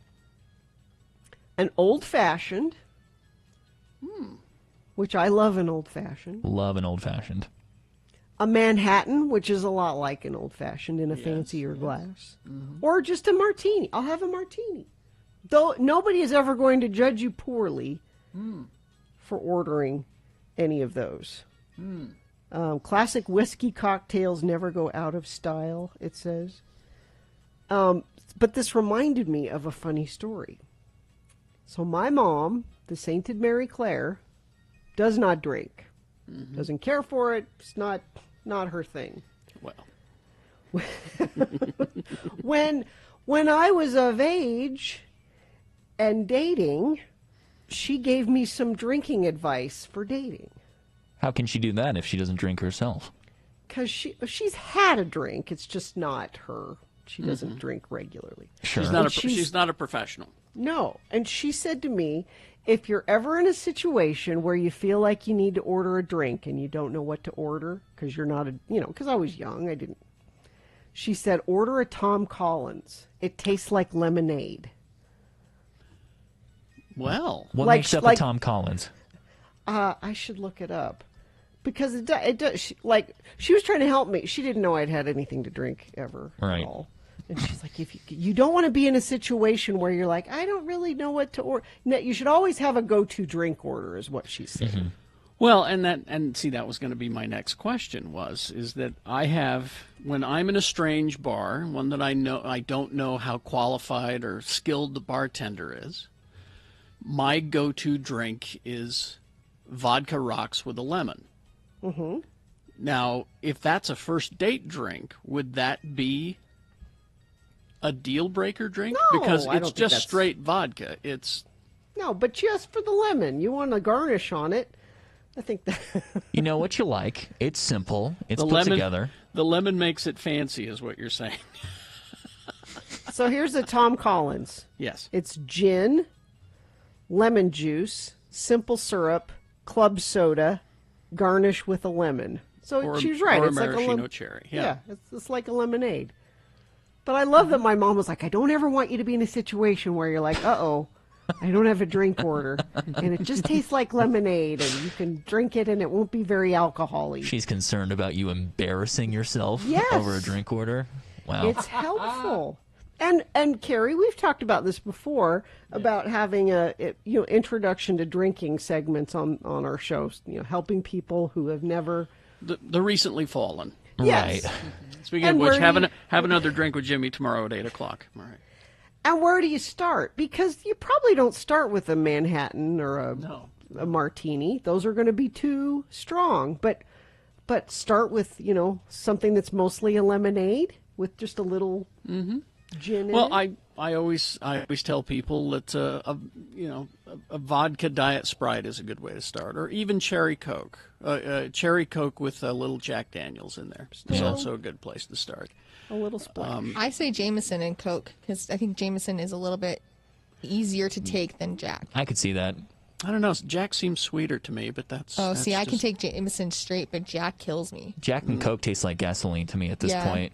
Really? Yeah. Okay. It's the only thing I drank when I first turned 21. Well, switch to Southern Comfort and Diet Coke, because Southern Comfort's really sweet, and then it'll take the edge off of the Diet Coke, and you'll be good. Okay. So try that. Somebody says I went on a date and she ordered tequila. It was a deal breaker because she didn't specify a brand or a shot or rocks or margarita. She just said tequila. Oh, they probably gave her Jose. Now, see, that would be something that I would look for, is if she's just asked, well tequila, the well drinks, I'm like, no, I want someone with a little bit more of a palate than that. Same with vodka. If I'm not ordering well vodka, I always specify. Yeah. Be a little more sophisticated. I like vanilla rum with Coke. That one's really good. Oh, that sounds really sweet. It's very sweet. Yeah. It's slightly sweet if you get the wrong rum, but plantation rum is perfect. But see, that's why I always use Diet Coke when I'm mixing those sweet alcohols, because then it's not so overtly sweet. It's like a Slurpee. There you go. Or maybe some people are looking for that. I don't know. Yeah. So... Well, what are some other bad drinks then? Because Long Island iced tea is a pretty short list. I just think, just any of the trashy ones. I mean... An AMF. I don't even know what that is. What is that? Adios MF, mother. Oh. Anyways, it's a terrible drink. Or any drink with like a innuendo as its name. So what they're saying is, go with. I mean, really, if it's your first date, you should probably have wine. You should probably glass of wine. Glass of wine, red or white. That should really be the go-to, because then, as the evening goes on, they may start to feel like they can, get comfortable with you and say, well, what I'd really like is sex on the beach. That's I didn't want to order that at first, but now that we've gotten to know each other better, I'll order one of those. Now see, here's Sue weighing in. Martinis are the fancy woo boy. That's true. Outside of Utah martinis, they're poured with a heavy hand. One drink will F you up. And she loves martinis. That's true. Here, if you're ordering in state and you're ordering a martini, you're probably going to be okay. But if you're going where they do a free pour as opposed to our meters, then yeah, that's something to think about. If you're on a first date, ladies, you want to keep your wits about you as you assess the situation. So I wouldn't be for trying to get as drunk as possible, as quickly as possible. You want to. Yeah, that's why a glass of wine. Glass of wine is good. A glass of wine. Start with a glass of white or a glass of red. You're good. All right. Traffic, please. Traffic. I wanted to report on something today, but it looks like I'm not going to get the opportunity because it is absolutely green across the board. But I don't know. Maybe you can cause a little something yourself. I'm not saying go and do that, but if you do see something, please say something. 33986 is the number. All right. We will take a break. We will be back. We've got Boner Fight, a reasonable amount of news, all of that and more coming up. Stand by. And now a message from the State of Utah COVID Task Force. This is such good news. COVID-19 vaccinations are currently available for all Utahns 16 and older. If you're 16 or 17, you get the Pfizer-BioNTech vaccine. That's the only one that's approved for that age group. But please get signed up for it. Now, be patient while you're trying to book your vaccination appointment. The time slots fill up quickly. It may take you a couple of tries to book your appointment. You can go to coronavirus.utah.gov/vaccine distribution, or you can try this other website. I think this might be the one that you were trying, Carrie. Getmyshot.utah.gov. Yes, it's got a lot of helpful information there, but you can also find where the closest place to you to get a shot is. And we encourage everyone that as soon as you are eligible, and that's most people now here in Utah. Oh boy, our friends in California are actually jealous of us that we're able to get so many vaccines and so many arms here. And it's free. Sure, yeah. Oh yes, check that out. It's free. Getmyshotutah.gov. And now, it's time to play the game that super freaks everywhere want to play. It's Beat Gina. You try to match wits with a very kinky girl, the kind you don't take home to mother. Yes, she waits in room 714 with incense, wine, and candles. It's such a freaky scene. And now, here's your Beat Gina host. He's the kind of guy you do take home to meet your mother. He's all right. He's all right. He'll never let your spirits down. No. Carrie Jack Jackson. Oh, thank you, Johnny. Thank you so much. Oh, 877-602-9696 is the number to call to play Beat Gina. And today, it's easy trivia. Come on. I mean, really. I haven't ever seen Pineapple Express. You've not seen the movie Pineapple Express. Your chances of winning are very good. I haven't seen it either. I don't even... It's about people delivering pineapples? No. It's a weed comedy from Seth Rogen. Really? Yeah. Not Seth Rogen. Yes, I know, right? 877-602-9696, Pineapple Express, released on this day in 2008. And I believe we do have a contestant on the line. Is that correct, Katie? We do. It's going to be Kyle. All right, let's go to Kyle. Kyle is your contestant for Beat Gina. Hello, Kyle. How are you? Hi, guys. How are you doing? All right. Good. Kyle, your chances of winning are increased if you win the coin toss, because that means you get to go first. Heads or tails? Call it. Tails. Tails. All right. Let's see what we got here. It is heads. I'm terribly sorry, Kyle. That means Gina goes first. She does have an advantage now. This first question is hers alone to answer. If she gets it correct, she gets the point. If not, Kyle, you get a chance to answer it and steal the point away. We'll go back and forth and do that until somebody reaches 3 points. Thank God. All right. Let's see. Here's your first question, Gina. Yes. What famous 80s band sang the theme song to the movie Pineapple Express? Okay. Is it A, Level 42? B, Kaja Gugu? C. Huey Lewis and the News, or D. The Blow Monkeys? I don't think Digging Your Scene was. Let's go. Sorry. Let's go with Huey Lewis and the News. Wow. And you've never seen this movie? No, huh? I have not. Wow, that is I correct. think that was a very educated guess. All right, it's 1-0 in favor of Gina, that super freak. And now, let's go to Kyle. All right, Kyle. Which actor spent all day on set duct-taped to a chair? Which actor? Was it A, Dylan McDermott, B, Dermot Mulroney, C, Craig Robinson, or D, Danny McBride? D, Danny McBride. Wow, very good, Kyle, very good. Kyle's got a point. It's tied up. Gina controls the question. Kyle's got a point. Kyle, you have a point. All right. He has a point. Gina, what does Saul wear on his head for most of the movie? Okay. What does Saul wear on his head for most of the movie? Was it A, a headband, B, a scarf, C, a MAGA hat, or D, a face mask? On his head. Headband. Headband is correct. Really? Okay. Yeah. I told you it's easy trivia. Come on. It's 2-0. Gina leads, but now Kyle has a chance to tie the game. All right, Kyle. Let's see here. Let's find a good, easy story. Okay. What kind of car does Red drive? What kind of car? Was it a Daewoo Luganza, B, a Daewoo Lanos, C, a Daewoo Thanos, or D, a Daewoo Spirochete?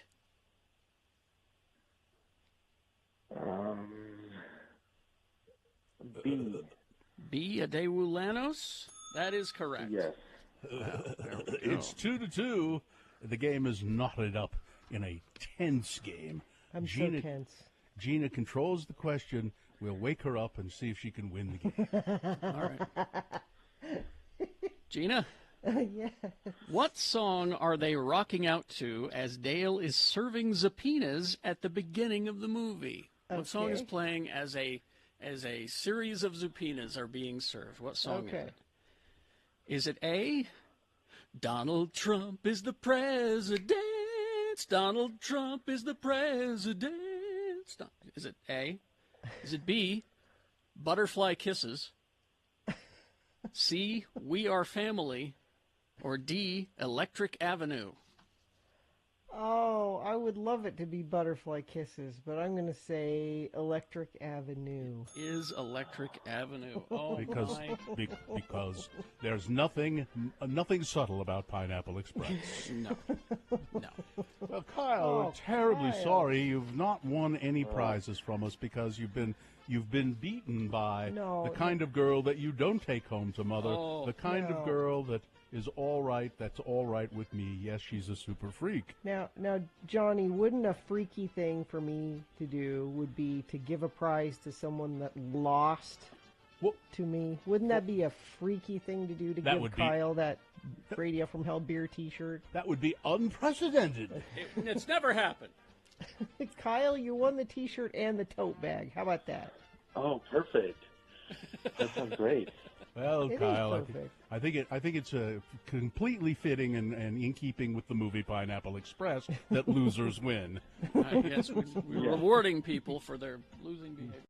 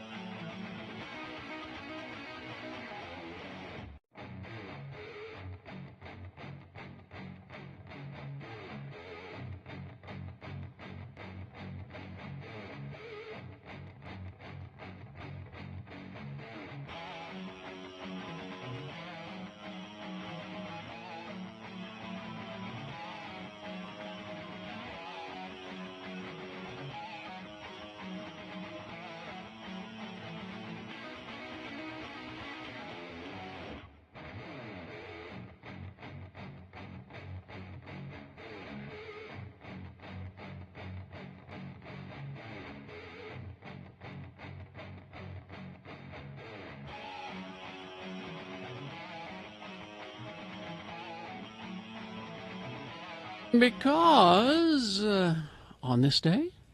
Oh, it's not his birthday today. But on this day, all right, Beck, yes, singer-songwriter Beck, he's 18,530 days old today, matching Wilford Brimley's age on the day Cocoon was released. Yes, Beck has reached the Brimley Cocoon line today. I don't know. Nick, do you know what the Brimley Cocoon line is? Yeah, I know it because we've talked about it on this show before. It's when Wilford Brimley was playing like a 70-year-old when he was 50-something, right? I think, yeah, he was 50. Yeah, but he easily passed yeah. as a 70-year-old. Beck, on the other hand, doesn't look a day over, 25, 30? This is the point. And that's the power of Scientology. It's true. Well, he's out now, so... Oh, that's right. He's not a Scientologist anymore. Is that right? But I'll find any excuse to play Beck. Oh yeah. He actually, if he's asked about Scientology these days, he acts like he doesn't know what. What are you talking about? I don't blame him. I'd do the same thing. Yeah. But he's been making great music just consistently. He's one of those guys that no matter what genre you put him in, he just slam dunks it. He did a song that just came out, I want to say this last week, with Paul McCartney, who is doing probably a reimagined 3 album is what it's called, where Paul McCartney has different artists on doing different songs that he collaborates with. But yeah, Beck the guy can't do wrong. He did a song with Gorillaz recently that I really liked as well. Yeah. No, I mean he's not, he doesn't have the hits like he had, with Loser and things like that. But the music is just consistently good. Mm-hmm. Mm-hmm. And I especially like that song, Up All Night. I do too. And on this day doesn't always have to be a birthday. No. There's no rule. There's no hard fast on this day rules. Let's see. Here's a texter. Will Carrie be talking about the new Kong movie? Wondering if he saw it and what he thought. Yeah, we've talked about it twice already. You need to listen harder. If you missed it, we probably don't mention this enough. If you missed part of the Radio from Hell show, the whole thing's available via podcast. And Katie, that might be a good little segment to post today. Geek news, so people can hear Carrie talk about it. I got it. Yeah, she usually does post geek news. I do. I like to do geek news specifically because people always kind of want to know what happened during that. Yeah. Right. And I think we post the Sean Means reviews as well, don't we? I can sometimes if they're big and popular with something good. Well, why don't you just cut the Sean Means to just the Godzilla one? Deal. Yeah. Well, the question I wasn't able to ask about the Kong versus Zilla movie, Carrie, is obviously I don't want to hear any spoilers about the end, but going into it, who are you rooting for? Well, see, that was a discussion yesterday. Oh. I of course grew up a Godzilla kid. Right. Thanks to the Big Money Movie and Bernie Calderwood. That's another story. No, I grew up as a Godzilla fan. I as much as I love monkeys. Yeah. When it comes to giant monsters, Godzilla is my favorite. He always just had something. And then we sit down to watch this yesterday, and I looked at the dogs and I says, "Isn't it nice that we're all a Godzilla family and we're all here to root for Godzilla?" And then Sue said, "Well, I'm not. I'm a Kong fan." Now I thought about taking this up with her. I thought about taking her to task, but I decided no. She's entitled to her opinion. She's a Kong girl. That's great. She'd root for Kong all she'd like. Carrie, it's a girl thing. Is it? Is Kong a girl? What? Because in the movie, the two people that are most influential when it comes to Kong are girls. Yeah, you're going Fay Ray with me, yeah. Well, or Jessica Lange, and Kong's got he's in his hand, and she's sitting in the hand, and he takes her over the waterfall and lets her be in the waterfall, and he's in love with her, and he's going to protect her. Plus, he's furry, and you know how I feel about furry men. Nice. Okay. See, if you're my age and grew up with Mighty Joe Young, you have a soft spot for giant gorillas. Well, I grew up with the original Mighty Joe Young. Yeah. See? So I know that movie. But there was just a consistency with Godzilla. There was always a Godzilla movie, and it was one that you hadn't seen because there were so many of them. You know, and But, it was Carrie, it was like we talked about. Guy in the Suit is my favorite Godzilla. I love that. But so is there, again, not to spoil it, but is there a good guy and a bad guy here? Is there Everybody a clear... everybody has their own opinions. Okay. No, Kong has, I mean, Godzilla has his motivation. Okay. He certainly does. And Kong is kind of brought into it. Kong's motivation was he just wants to be left alone Okay. on Skull Island, but he kind of gets dragged into this. Right. Okay. But he's not dragged kicking and screaming because his little friend that he speaks with is asking him, "Can you help?" So everybody has their motivations. Okay. Gotcha. That's all I'm going to say. If you want, I'll tell you what happened in the movie. I want to hear it. You want to hear? Tell me. Yeah. Okay. We'll tell you this during. I got to watch it this afternoon. That's my plan. Here's a texter. It says, Kong's eyes when he leers at Jessica Lange is truly romantic? No, it's not. It's not. No, because he did undress her in that movie. Is it 77 or 74? I can't remember what year. In the 70s, King Kong with the dude and Jessica Lange. Yeah. Yes, that movie exists. Yep. Hard to find because, well, he instead of the Empire State Building, it's the World Trade Center. So problematic all the way around. Although I love that Kong because it's a guy in a suit. Mm-hmm. Yeah. It's a guy performing in a suit, Mhm. and that's why it looks so real. But anyway, all right. HBO Max, go ahead, enjoy it. We'll get to Boner of the Day after these, along with Big Boy News, X96.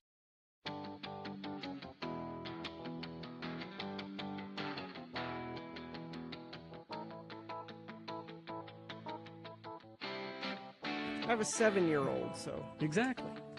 Who's starting competition soccer. Say goodbye to the rest of your weekends Well, for the rest of your life. That's what I'm saying. It all starts tomorrow. They have a tournament tomorrow. Mm-hmm. They have a game at 11. No, they have a game at 2. They have a game at 7. Mm-hmm. Friday they have a game at 11, and we're going to be up at Snowbird. So somehow I have to get from Snowbird to. This is going to be. This is my life. Now. I would suggest using your car. I think you would use your car. Let me ask you a question. Was it his idea to play Yes. soccer? Oh, yes. Okay. Because that's when you need to have the talk with him and say, look, okay, I understand you want to play soccer, but guess what? Mommy is saying goodbye to her weekends now because of this. It's a huge commitment. It's expensive. Here's what you do. And it's a huge commitment. I'm sure if you search around, you know how you have found a person to do almost everything for you. Rather than clean up the dog crap in your yard, you have found a person who will do that for you. Rather than deal with the lice problem yourself, you found the lice lady. Yeah. I'll bet you anything there is a person out there who will go to the soccer games for you. But I like to go to. Then quit bitching about it. No, I'm just saying it begins, and Carrie's absolutely right. Yeah. It is.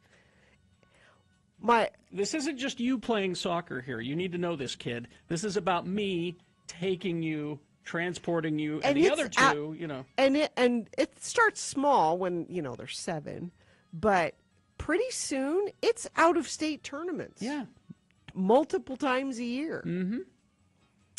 It's a huge, which is really kind of ridiculous if you think about it. Out-of-state tournaments, really? Yep. For 7-year-olds. Yeah. Exactly. Here's how people catch the bird flu. By close contact with birds or bird droppings.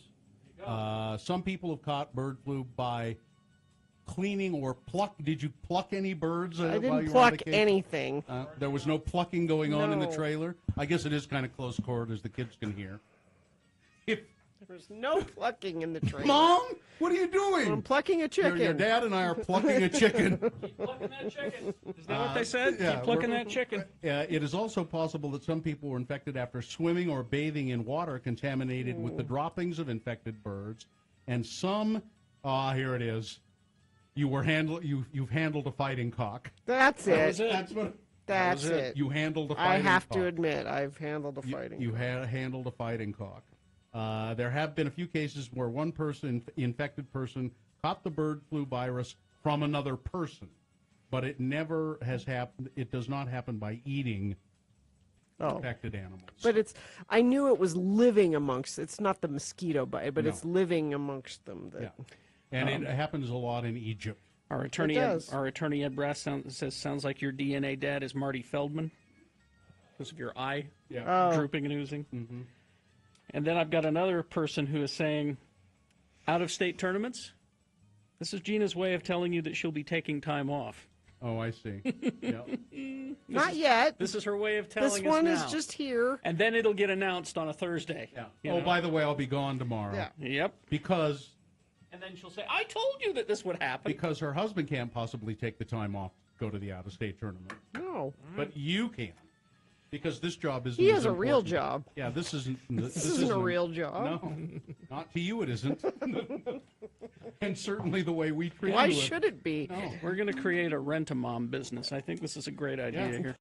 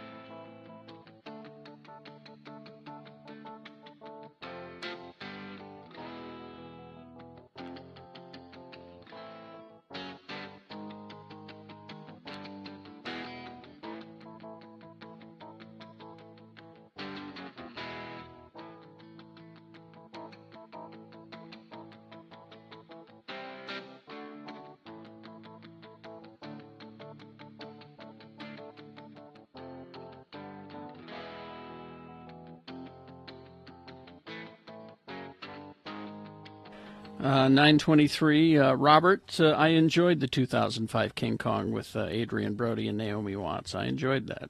Mm-hmm. Well, all right. Still, I'm a Godzilla kid. It's okay. All right. We could have done a whole segment on, what team are you? We still can. I mean, we still have more than a half hour left on the show. All right, let's get to a reasonable amount of news before we get to boner fights. And when I say a reasonable amount, I mean like just 3 minutes is all. Oh, that's it? Yeah, that's all what we got. We Godzilla'd too much. Reasonable amount of news brought to you by? Your hopes and dreams, again. Well, as the Utah Jazz were taking off Tuesday afternoon to fly to Memphis for Wednesday night's game, Jordan Clarkson was being a bad kid, getting up to grab something out of his bag. You're not supposed to get up. You're supposed to stay, belted in because stuff can happen. Just as he was almost back to his seat, that's when everyone heard and felt the boom. Their chartered plane had struck a flock of birds, shredding the jet's left engine, spawning a sense of helpless dread on as many on board as wondered that they were about to die. For a good 10, 15 minutes, I think all of us on that flight were questioning if we were going to be here today, Mike Connolly said in Wednesday's post-game media session. That's how serious it was for us. I can't speak for everybody, but I know some guys were trying to text family just in case. It was that kind of situation. For a lot of people on the plane, it was like one of those flights where you're sending texts out like you've seen in the movies where the plane is about to crash. It got to that point, and we were all on the plane like, this really might be the end. Connolly recalls how he, Clarkson, Joe Ingles, Derek Favors were all situated between two wings when all of a sudden it felt like there was an explosion. He described the feeling as though the plane had rammed into something massive, and then the left engine, useless, the plane listed to the side. So you're feeling it. I mean, think about it. And this is a small plane, that they're in. Mm-hmm. Those sitting near the rear of the aircraft reported seeing flames come from the engine. The jet began to shake violently. It was obvious something was really wrong. It felt like the plane was breaking up in midair. They were really shaken up by this, and I can understand. Now, they made it back to the airport, and nobody was hurt. Now you may have mentioned this, and I may have missed it in the story. Do we know what kind of birds? It just is a flock of birds. Bloody birds now. I mean, if you look at the photos. I looked at the damage, and I'm like, were they storks? Were they? Yeah. Were they? I think it doesn't have to be a big bird to do damage. If you get a bunch of them. If you get enough of them, I guess. Because it looks like somebody threw a sack of rocks into the turbine. Sack of bloody rocks. Yeah, I mean, it was a mess. It was scary, but they're okay now. Let's see. That's about all the time we have, right, Carrie? Or no? Well, I don't know. What do you have? Well, the Archbishop.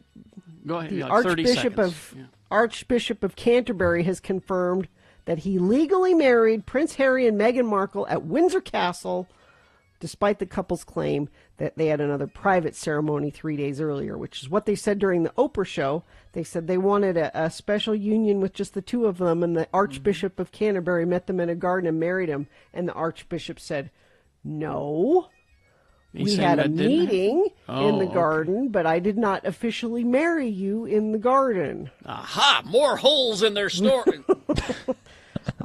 Piers Morgan got excited when he heard this. Yeah. Apparently, they probably said vows, and for them it was their wedding, but the official one with all the legal paperwork was at the big wedding. This is not an issue, but people keep making it an issue. Oh, I'll make it an issue.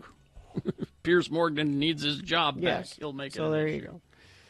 All right. It's Boner Fight. With Radio from Hell on X96. This happened yesterday, I think, where it was a weird fight. Like, I don't think this is going to be much of a fight. But please vote anyway. Boner candidate number 1 is, I want my big rooster back. I wanted to call it something else, but I was too chicken to give it the name I wanted to give it. This is a guy who has a restaurant, and out in front there's a 12-foot rooster, a statue that's bolted into the ground. It's beloved by the community. People like to go take their picture in front of it. Well, somebody stole it. And the nice guy that owns the restaurant said, I just want it back. In fact, I'll give you $1,000 and a free dinner if you bring back my rooster. For some reason, that won round 1. Round 2 winner. This woman makes my blood boil. It's Kristi Noem, South Dakota's governor.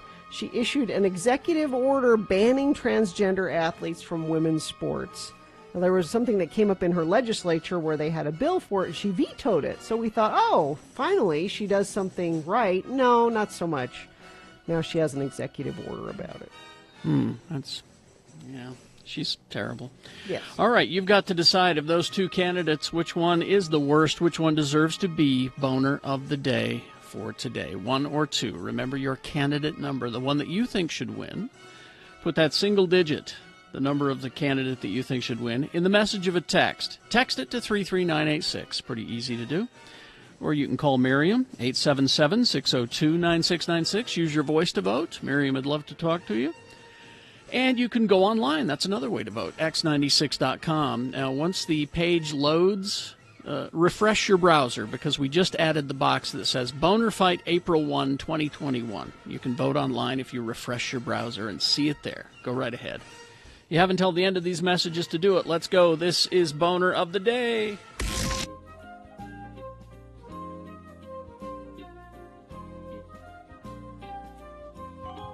Well, Punk, let's get to the movie review, shall we? There we go. That's why nothing to spend in the summer in and out of health facilities, like 18 Fingers of Death. Tell us who stars in this opus. Well, this is the only movie that's better than 17 Fingers of Death. Yeah. It stars James Liu. Oh, so this is a sequel then? Yeah. Yeah. He's Buford, the down-and-out action hero. James Liu, okay. Okay. And we got Maurice Patton. Yeah. He's Ronald Mack, the college student and wannabe director. Okay. Lisa Arturo. No. She's Sushi Q, the Honorable Fortune Cookie CEO. Okay. Pat Morita. Oh, well, there's a name I recognize. Arnold from Happy Days. So I know this movie's at least a year old, right? Exactly.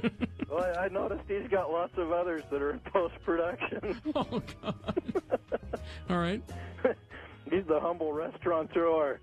We got Lorenzo Lamas. Lorenzo Lamas, yeah. He's a Antonio Bandana, the singing martial artist. Okay. Oh. Robin Shue. This sounds like just a great movie. Oh, yeah. He's Jackie Chong. Yeah. And we got Charlie George Brown as Chuck Snorris. Chuck Snorris.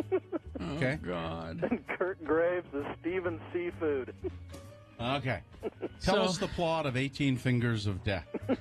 Well, as far as I can tell, this guy starred in 803 of the finest action movies ever filmed, but he's come up with a script for what could be his breakout role.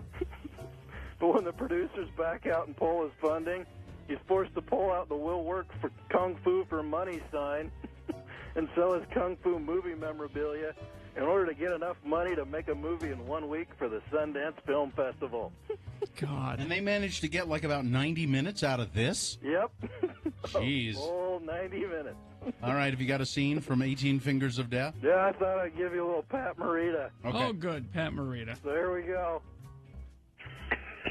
Mr. Lee, listen, I've always been wanting to know, do you have Chinese Jews? Chinese Jews? Oh, very sorry today, sir. No Chinese Jew. We only have the apple Jews and the orange Jews. Oh, man. Jeez. This is worse than I even dreamed. Yep. What are you giving this movie, Punk? I'm actually giving it 3.5 Prozac. What? It's the pills talking, Punk. It's the prednisone. I think it's the prednisone.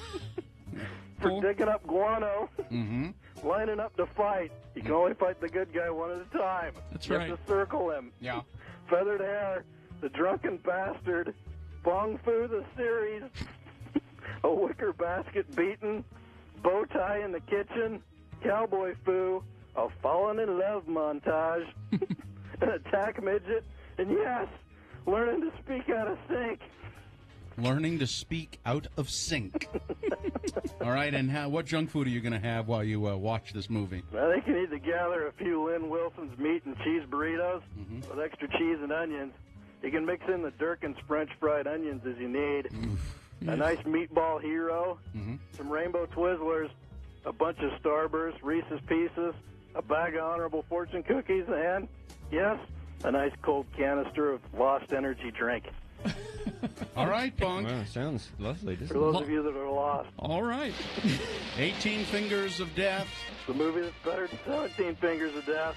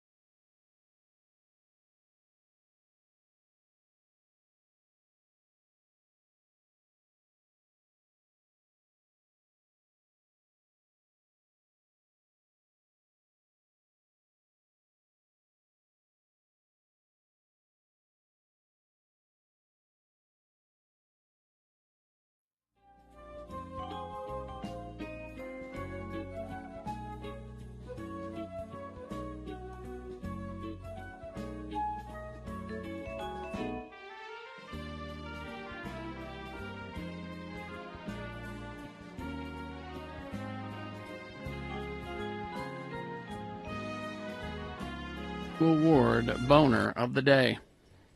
And it's brought to you in part by schnitzel and some Brussels sprouts with a bunch of sugar on them. And anyone else? And? Whatever your dream sponsorship is, it goes here.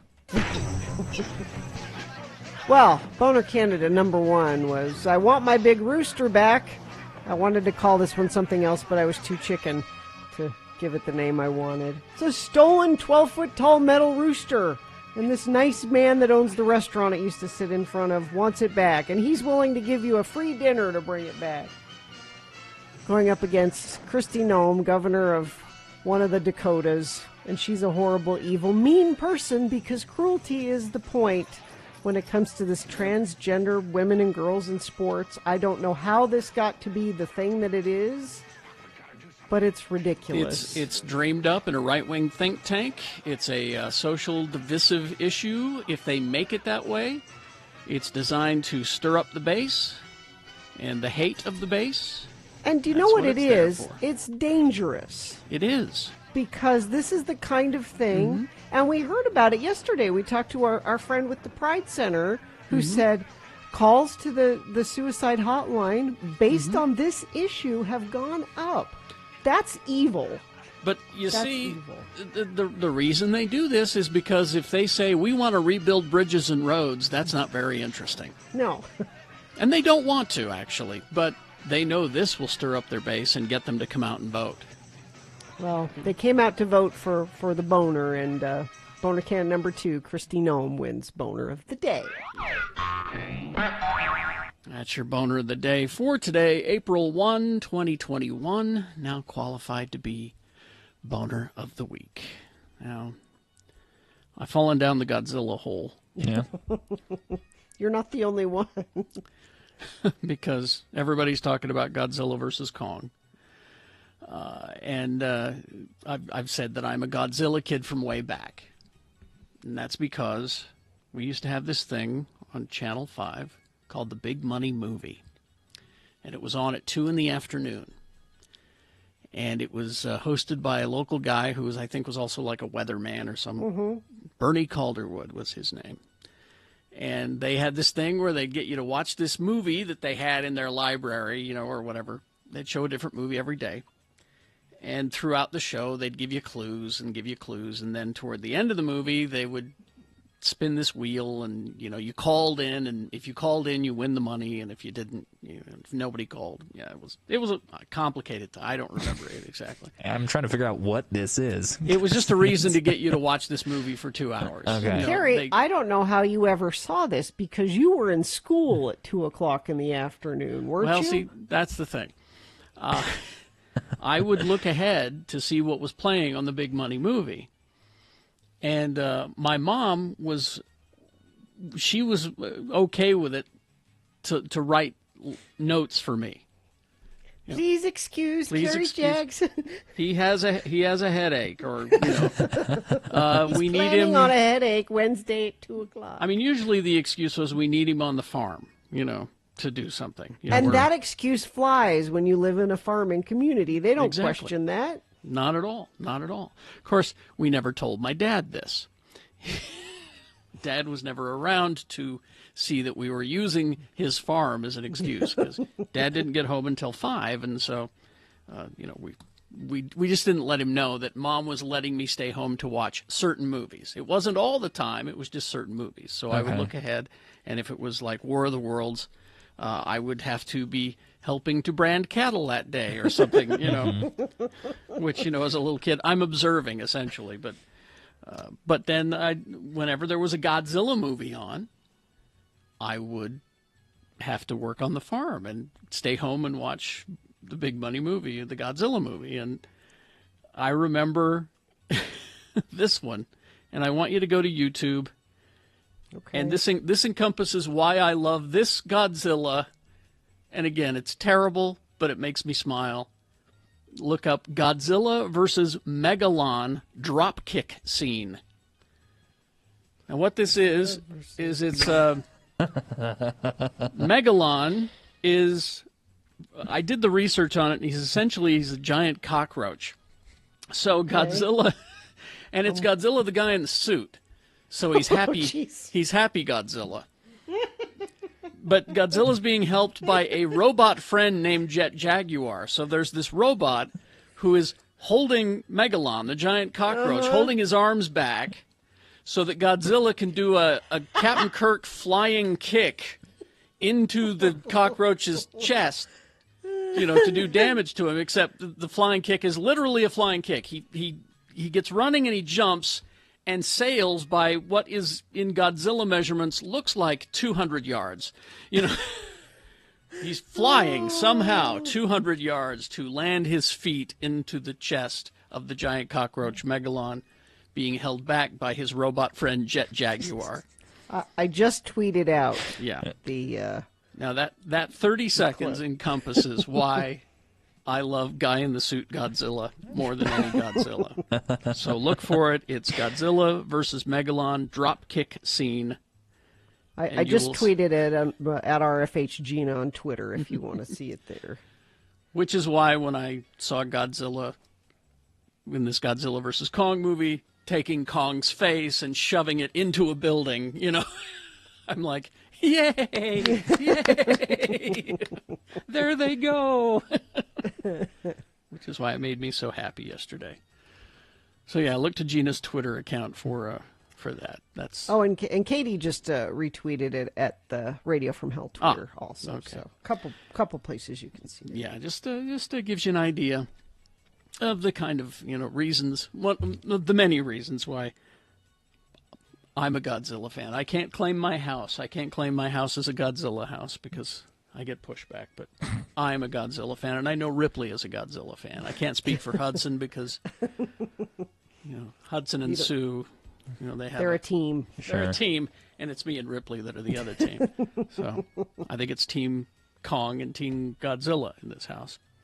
But you know what? We watched it yesterday, and everybody won. Oh, everybody won. Get the whole family together and watch. It's a family thing. All right, so we will take a break. We'll be back. We'll crawl towards the exits after these. 9:43, X96, ranlife.com. Yeah, Bill's talked about a lot of his experiences with RanLife. He's used them actually a few different times to refinance home loans. And now during the pandemic, you may be a little worried, like, I don't want to meet with people. I don't want to. Yeah, but it can mostly be done online. They have that e-close that makes it simple and easy. Either online or over the phone. And if they do need to meet with you, I know that they're taking all of the precautions. Because most of the stuff can be signed electronically, but there might be something that you need to sign in person or some papers that they need to see in person. But they do it all electronically. And they're willing to meet you on your front porch, And it's a good time because rates are pretty low right now. It's a great time to refinance, lower your rate, skip a payment, pay off some debt, drop your mortgage insurance, all that. They'll even give you a free, no-obligation quote from one of their experienced loan officers. So you need to get a hold of them. They're right down there in Sandy. They're a local company, 801-478-4500, or easier, ranlife.com. Is what we've got here. It's 20 warning signs your liver is sending you right now. What are you? Why are you looking directly at me? It's Radio from Hell with another list, because people love a good list. X96. And before we get started, I'm concerned because our announcer there says, because people love a good list. I don't think so. How do you know? We're getting complaints about these lists. List complaints? I haven't seen them. And I'm like, well, what's? And they said, well, get a good list. Well, I'm like, these are good lists. I think this is a helpful list. Well, this could be a lifesaver for me. And it's apparently just because you don't find a list interesting doesn't mean it's not a good list. Okay, so number 1, 20 warning signs your liver's trying to send you. You have super itchy skin. It's an early sign. It might just be dry. But if it's becoming a regular thing, it might be worth getting checked out, especially if it's itchy. Also, it's an indicator of cirrhosis of the liver. Really? Number 2, your skin or eyes are turning yellow. Well, yeah, that's a sign. Seeing the whites of your eyes start to turn yellow, it's jaundice. And it could mean your liver's in trouble. That's what all of these mean. Yeah, you've gained a lot of weight. Your liver may be to blame. Another symptom of liver You don't cirrhosis. need to say that every time. Do you know what liver cirrhosis is? It's when your liver cirrhosis is. The disease develops slowly, replacing healthy liver tissue with scar tissue, blocking blood flow through the liver, inhibiting the organ from working properly. Right. Believe me, I know that. But then a conflicting symptom. What's that? You're losing weight. Well. So which one do you pay attention to? I don't But know. see, that one's a red flag for Hep C. So either you have cirrhosis or Hep C. So they're both bad. Well, I wish my liver would make up my mind. Your palms are red. Uh-oh. Well, I mean, I'm naturally pink.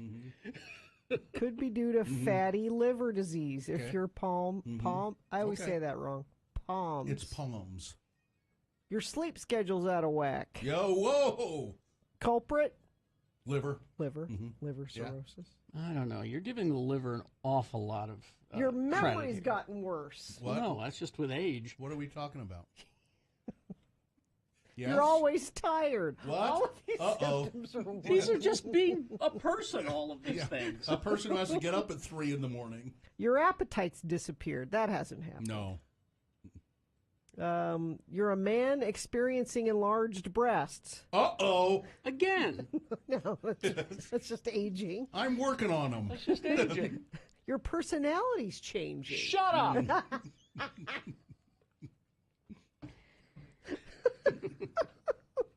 You bruise easily. Oh! Look at this. You have swollen legs and ankles. No. No, you're good there? Yeah. You feel confused. About what? Where? I'm in radio, of course. What? You have body pains. This is a list of... Again, these are all things. This is this is the kind of list that people are complaining about. These are all things that can happen for any reason. You're bloated. What? Your urine is dark. It's no. You're okay with it's Yeah, lemonade? No, it's Okay. it's pink. You can't concentrate. It's pink. That's another problem. Seems fine to me. It's gaily colored. You have dry eyes or a dry mouth. All those things, none of those things. Well, Again, these are all things that happen to people. Yeah. I don't think it has anything to do with cirrhosis. No, it's. But it could. It could. This is a terrible It list. could also have something to do with You know leprosy. what? I'm going to write an email. Dear Radio from Hell, I hate the lists. But the liver holds a special place in the heart. You got to. That's true. That's what. Yes, We it hope does. you'd enjoyed another list with Radio from Hell on X96.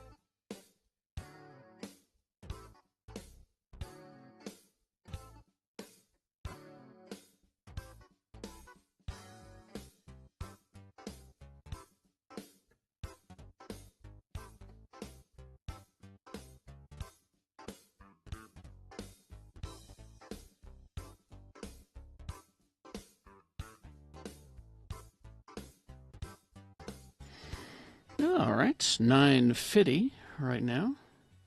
Yes, we were watching that YouTube video from Godzilla, just barely, and I recognize that in my recommended feed, I am just swamped with so many terrible videos because I've been just ironically burning through them recently, but I think it's ruined my YouTube palette.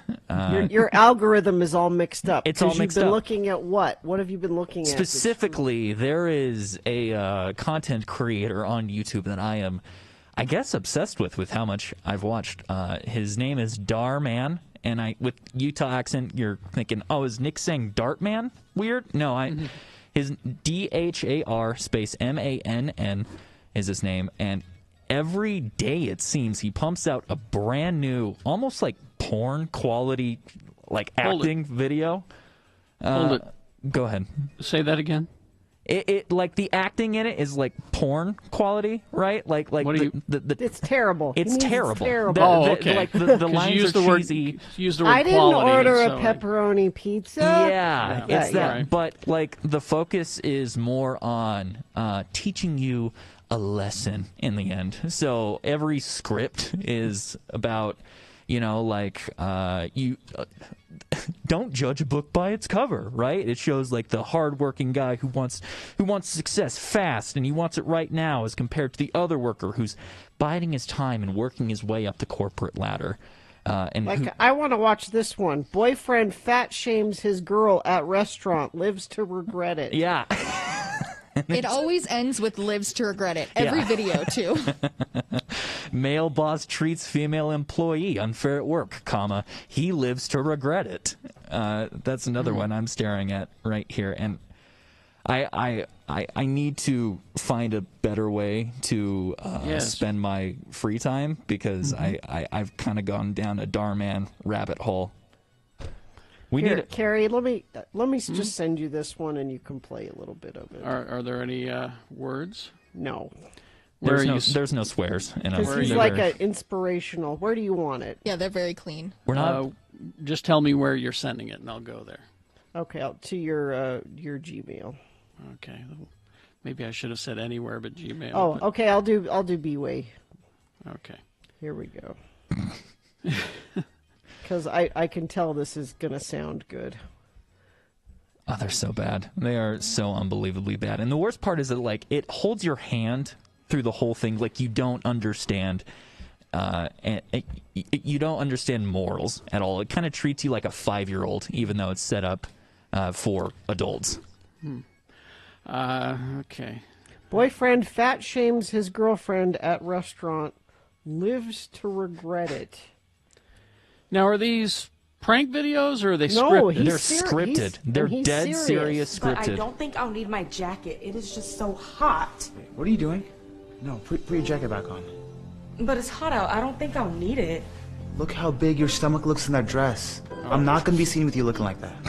Wait, you don't like the dress? I bought it just for your birthday dinner. The dress isn't the problem, Ashley. Your weight's the problem. Put the jacket serious. back on. Let's go. These are not joke videos. Like you're some prize, this guy. James? Roy. What's up, man? How you been? I've been good. We were just about to have dinner. Oh, I don't think you've met my girlfriend, Violet. Wow, this is your girlfriend? Yeah. Nice to meet you. She's very attractive and thin, by the way, just so you know. Man, your girl is hot. Well, there you go. Right in front of her. He's saying this right in front of her. Wow. You know, it's actually really funny. Hey, baby. Sorry I'm late. Had to get a little surprise. Oh, hi. I'm Ashley. I'm Roy. This is my girlfriend, Violet. Oh, nice to meet you. You are so pretty. Thank you. So, is this your girlfriend? Friend. She's just a friend. And actually, we're running really late to something, so we gotta go. See, that's nice to meet you. See, this is where the video ends, and she leaves.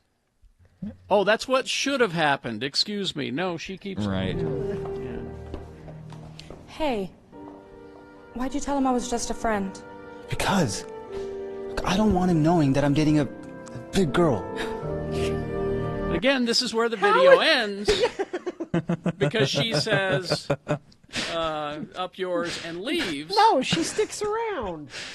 See, these videos are too long. Yeah, I'm looking at this. It's like 6 minutes long. Some of them are 20 minutes long, and I burned through all of them. This is where she should just leave. Yeah, these are really bad. I got you something for your birthday. Why? Why did you get him anything so for I've his got a birthday? burger and a salad. I'm assuming the salad is for you. No, she actually got the burger. She should be eating a salad. Oh, yeah, see, again, this is where the video ends. And she says, okay, I'm out of here. Yeah. Nick, what have you done? What have you done?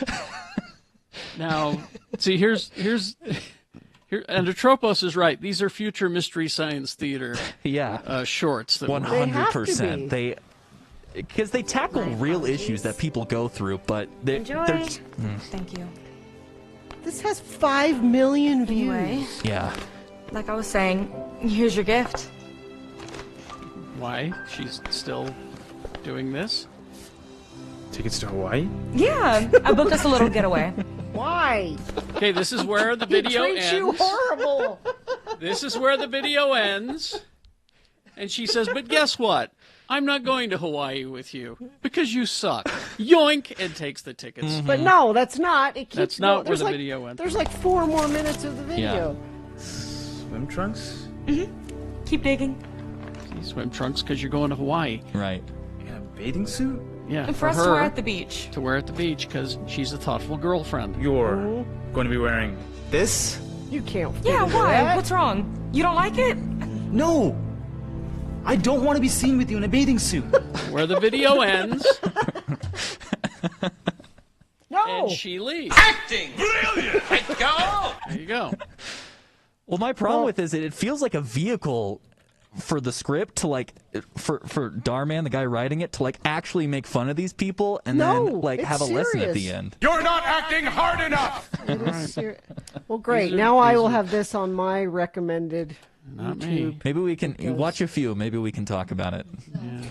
All right. No. All right. Should we do the promo and get out of here? Why Sure, we not? should. I think we've done enough damage here.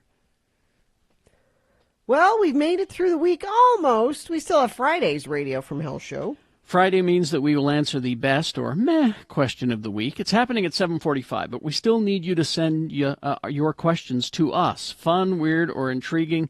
Send them to radiofromhell@x96.com. Then at 8 a.m., for the first time, I, Nick Davis, get to join in on Have Another Drink with Jimmy the Wine Guy, featuring Charles Smith's Velvet Devil Merlot. And at 8:45, Mayor Wilson joins us for our Salt Lake County update.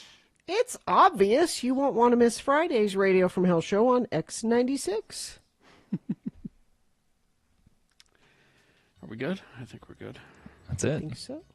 I think we got Nick will everything be done. helping us out another day tomorrow, so thank you for that. Yeah. For sure tomorrow, and then we'll see next week. Sure. How Bill? Depends how on Bill's how doing. Bill recovers from his back surgery. I got to bring the pupper in the studio tomorrow. Oh. Yeah. Is it Biscuit? Biscuits. Oh, more than one? Well, her name is plural, I guess. Does she have a split personality? A little bit. Okay. Because Biscuit, singular, would have been fine. Don't you tell me how to name my dog. I know. It's true. It's a All right. personal thing. And Okay. Fine job, Katie. Thank you. Live long and prosper, bitches. don't you know Bill will be fine? And my outro here.